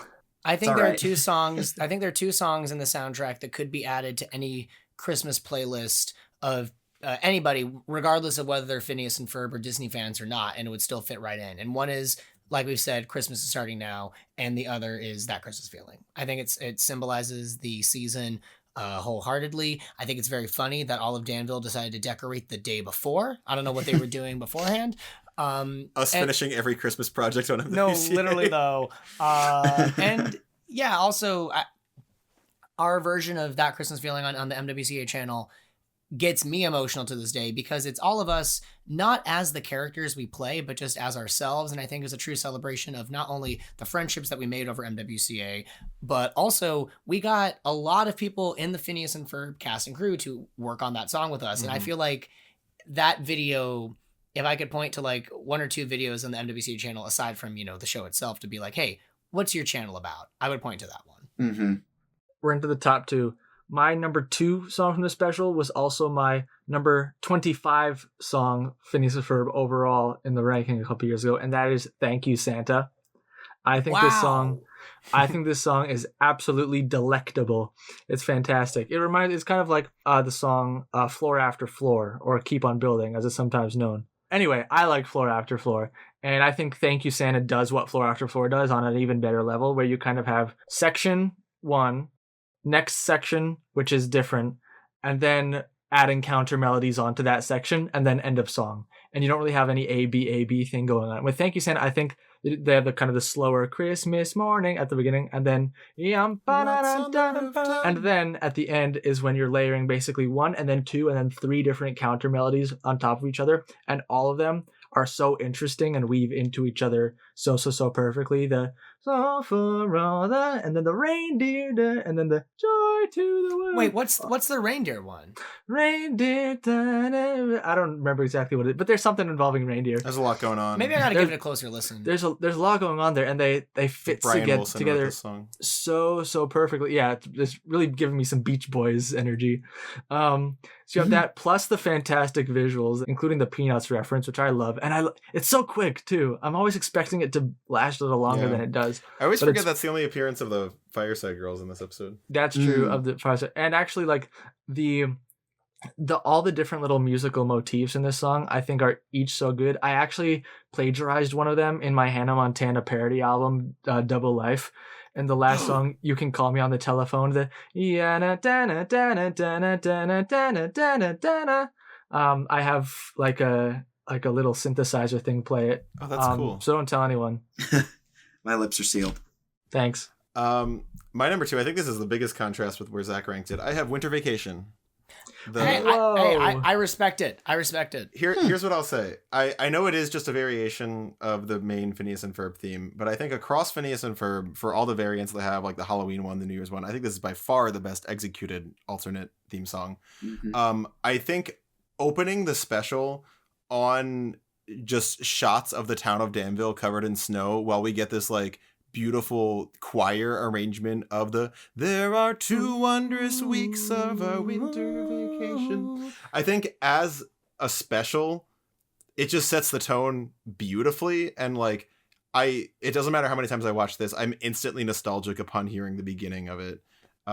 Plus it's got fun visuals, and it's got the joke, well, they can't all be fun. I think it's the perfect way to celebrate. You used it at the beginning of MWCA. Yes. I did, yeah. You know, that's the thing. That probably would have struck me more if I hadn't gotten used to it at the beginning of MWCA. Because I no longer really associate that sound with the Christmas special exclusively. Same here. Yeah, me too. Well, that's my number 2. My number 2 is Danville for Niceness, or Santa What That's Gives. my bottom one. Yes, I love it. I love it. I really think what it boils down to is I love a good Live Aid parody. I love a good Band-Aid parody. Whenever that, like, once again, this is like my second or third time bringing up 30 Rock in this episode, but like when they have the Kidney Now, which is basically that's a Live Aid reference. But what I really love is like, Do They Know It's Christmas Time? Lyrically is the most insane Christmas song I have ever heard in my entire life. It is reprehensible. It's awful. It is genuinely crazy. I was joking about it the other day. Like I'm writing a bit about it right now. But the fact of the matter is, musically, oh my God, I love that song. I love that song musically. And if it didn't have those lyrics, it'd be my favorite Christmas song. So when I saw, and I caught it for the first time this watch through, that reference is brilliant. The fact that they're all singing and like they've got the one hand on the headphone and they're doing like the one headphone off the ear sort of thing, and like the whole town has come together and they have all the signs and posters. I think it's a visual masterpiece. I think it's a really great joke. And more importantly, like that one line that you guys keep referencing, which I don't have memorized yet, is I heard it and I was like, so we're going to break it down for those that in the listening audience that don't know it. The verse is vice versus us, like being bad versus us. Vice versa, us versus vice. So clever. It's brilliant. And it's that's kind of icing on the cake for me, because I think that song is just really, my only qualm is that it needs to be longer. Fair. Yep. My number 2, Christmas is Starting Now. I mentioned earlier that I have an affinity for Big Bad Voodoo Daddy Christmas songs. And also it's very jazzy. It's exactly what you need for like I feel like too many times in Christmas specials or movies when it's like, we're going to save Christmas, the music is really like scary or like, oh my God, are they going to do it? Are they going to do it? And this one, the music's just like, yeah, they're doing it and having a great time. It's Phineas and Ferb. Of course they're going to do it. It's like Robot Riot and Across like Dimension. Yeah. They're like, even when stakes are high, we're going to have fun. And I might be reading into this way too much, but I think the dancing that Blaine Cluent, Isabella, and Candace does, I don't know if that's supposed to be a Breakfast Club reference, but it read to me as a Breakfast Club reference, and I love the Breakfast Club. It's got to be, right? I was thinking so, yeah. What's funny about I was just watching this one. Julia was in the room and she saw the bit where Baljeet is like jumping on the presents on the conveyor belt having fun, and she goes, Baljeet's doing nothing. His job was to get them on the belt. It's I have so much fun with Christmas starting now, and also I used to not like this song, and the reason why it grew on me is because of Alex's cover. I listened to Alex's cover and I was like, oh wait, this song is great. And like Alex, I wish it had those do-do-do-do-do's and the piano and the echo gag at the end. It's really, really well done. Yeah. And all right, finally, number one. My number one on the list, no surprise to anyone, That Christmas Feeling, which was also my 16th favorite Phineas and Ferb song of all time. Matthew, what you were saying before about the scene kind of feeling very like subdued, and it's not really given a like a prominent position in the episode. I understand, I thought about it, but honestly, I think one of the really nice things about the song is that it doesn't actually insist strongly upon itself as being something important. Because I think like there's so much pressure around the holidays. There's so much pressure around Christmas and like, oh, you gotta, do this, do this thing, do that thing. And if you're not feeling Christmassy, something's wrong with you. And I feel like this song, it isn't trying to necessarily impart the Christmas season, the Christmas feeling directly on anyone, but it really is just kind of, it's Christmassy to itself, in itself, that someone can kind of like reach into and grab from. That's my way of kind of trying to explain what I think works so well about it. And Olivia Olsen sings it very well, and she was like 17. My number one is also That Christmas Feeling. This is a song that, like, if I am wanting to feel in the Christmas spirit, I will immediately put on. I just think it's so wholesome. It's not necessarily meant to be a resolution. To me, it's like it's getting you in that Christmas feeling. It's their montage song. It's the quirky worky equivalent, but it's got such a Christmas flair to it. I think the visual sequence is really brilliant. It's very comical. Like, they're literally wrapping buildings in paper and tinsel and stuff. None of it makes any sense, but that's what Phineas and Ferb is. And it's got that shot of Ferb going through the city, doing this Spider-Man moment, shooting out the lights. It's a sequence that is so hard to look at without smiling. And what Zach was saying, like the cover that we made of it, I thought was really special. I think the fact that Olivia sings it is really special. I love this song. It's an easy number one for me. I guess that means it's my number one, huh? Yep. I'm excited. I have Thank You, Santa at my number one. Okay. And I'm so glad that Andrew brought up the MWCA Thank You, Andy Boy. Because similarly, I can't listen to this song without thinking about that. And I don't know. The reason I was so excited to get this text and be like, hey, come do an episode of Afterferb with us, I was like, I miss these guys so much. And I miss you too, man. When I was at a point where I was like, I don't know if I want to make a career out of the arts, like, I was pulled into a project that felt way bigger than myself, and that was something that was just like, I don't know, it's a Christmas special, I'm allowed to get sappy, but I was thinking about it today as I was watching the episode, and like, you guys to me have taken what Phineas and Ferb is all about, seizing the day, carpe diem, and you have personified that in everything that you all do.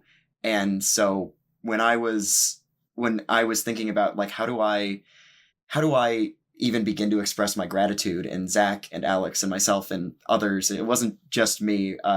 We were like, we need to thank Andrew for all of the hard work that he has put into this and bringing this team together.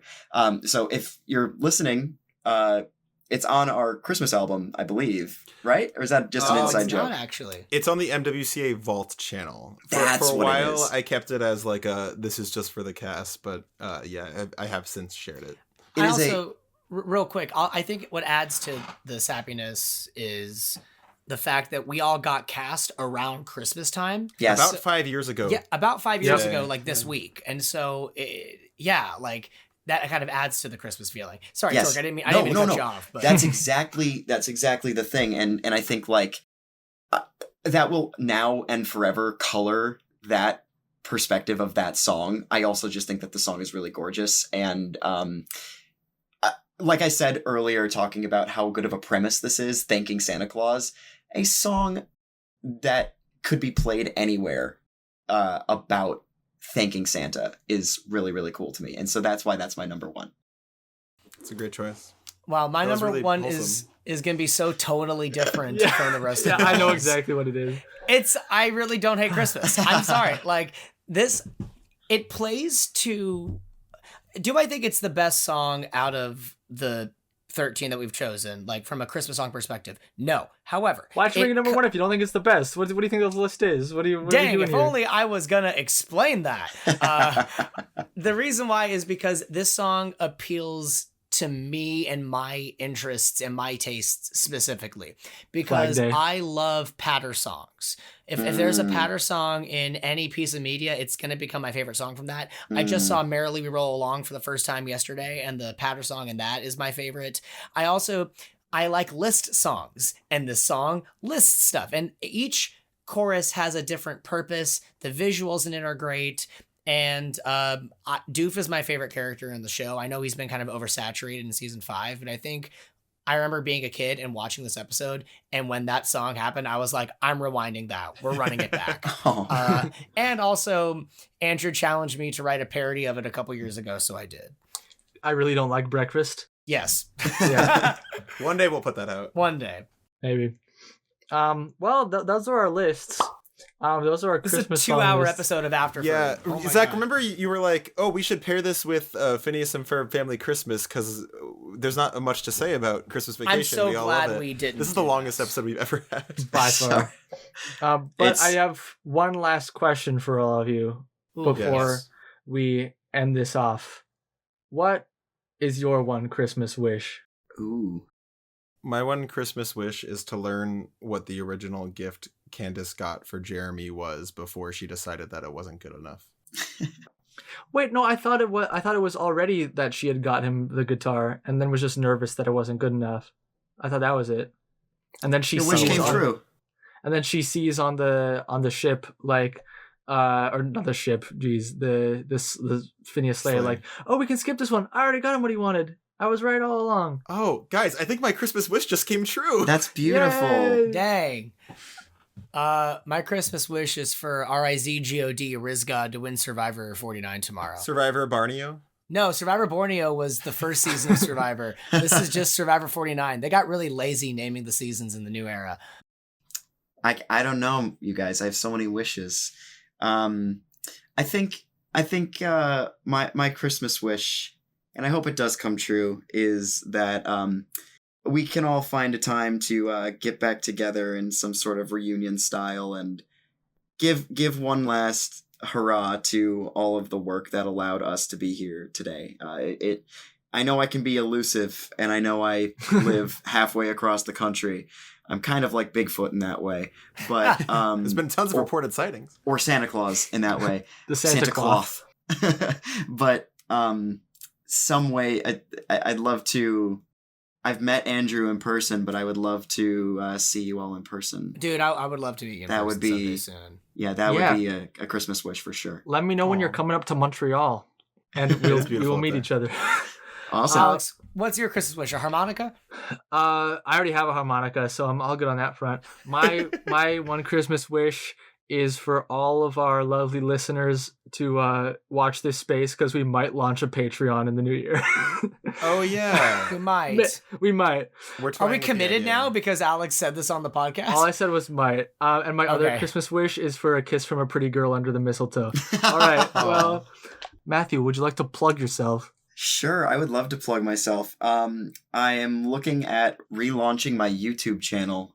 Yeah! 1 year since it's going away. I'm still doing theater in Milwaukee in the city. So if anyone's ever around the Midwest and wants to see some shows, What's the show kind of- you're in currently?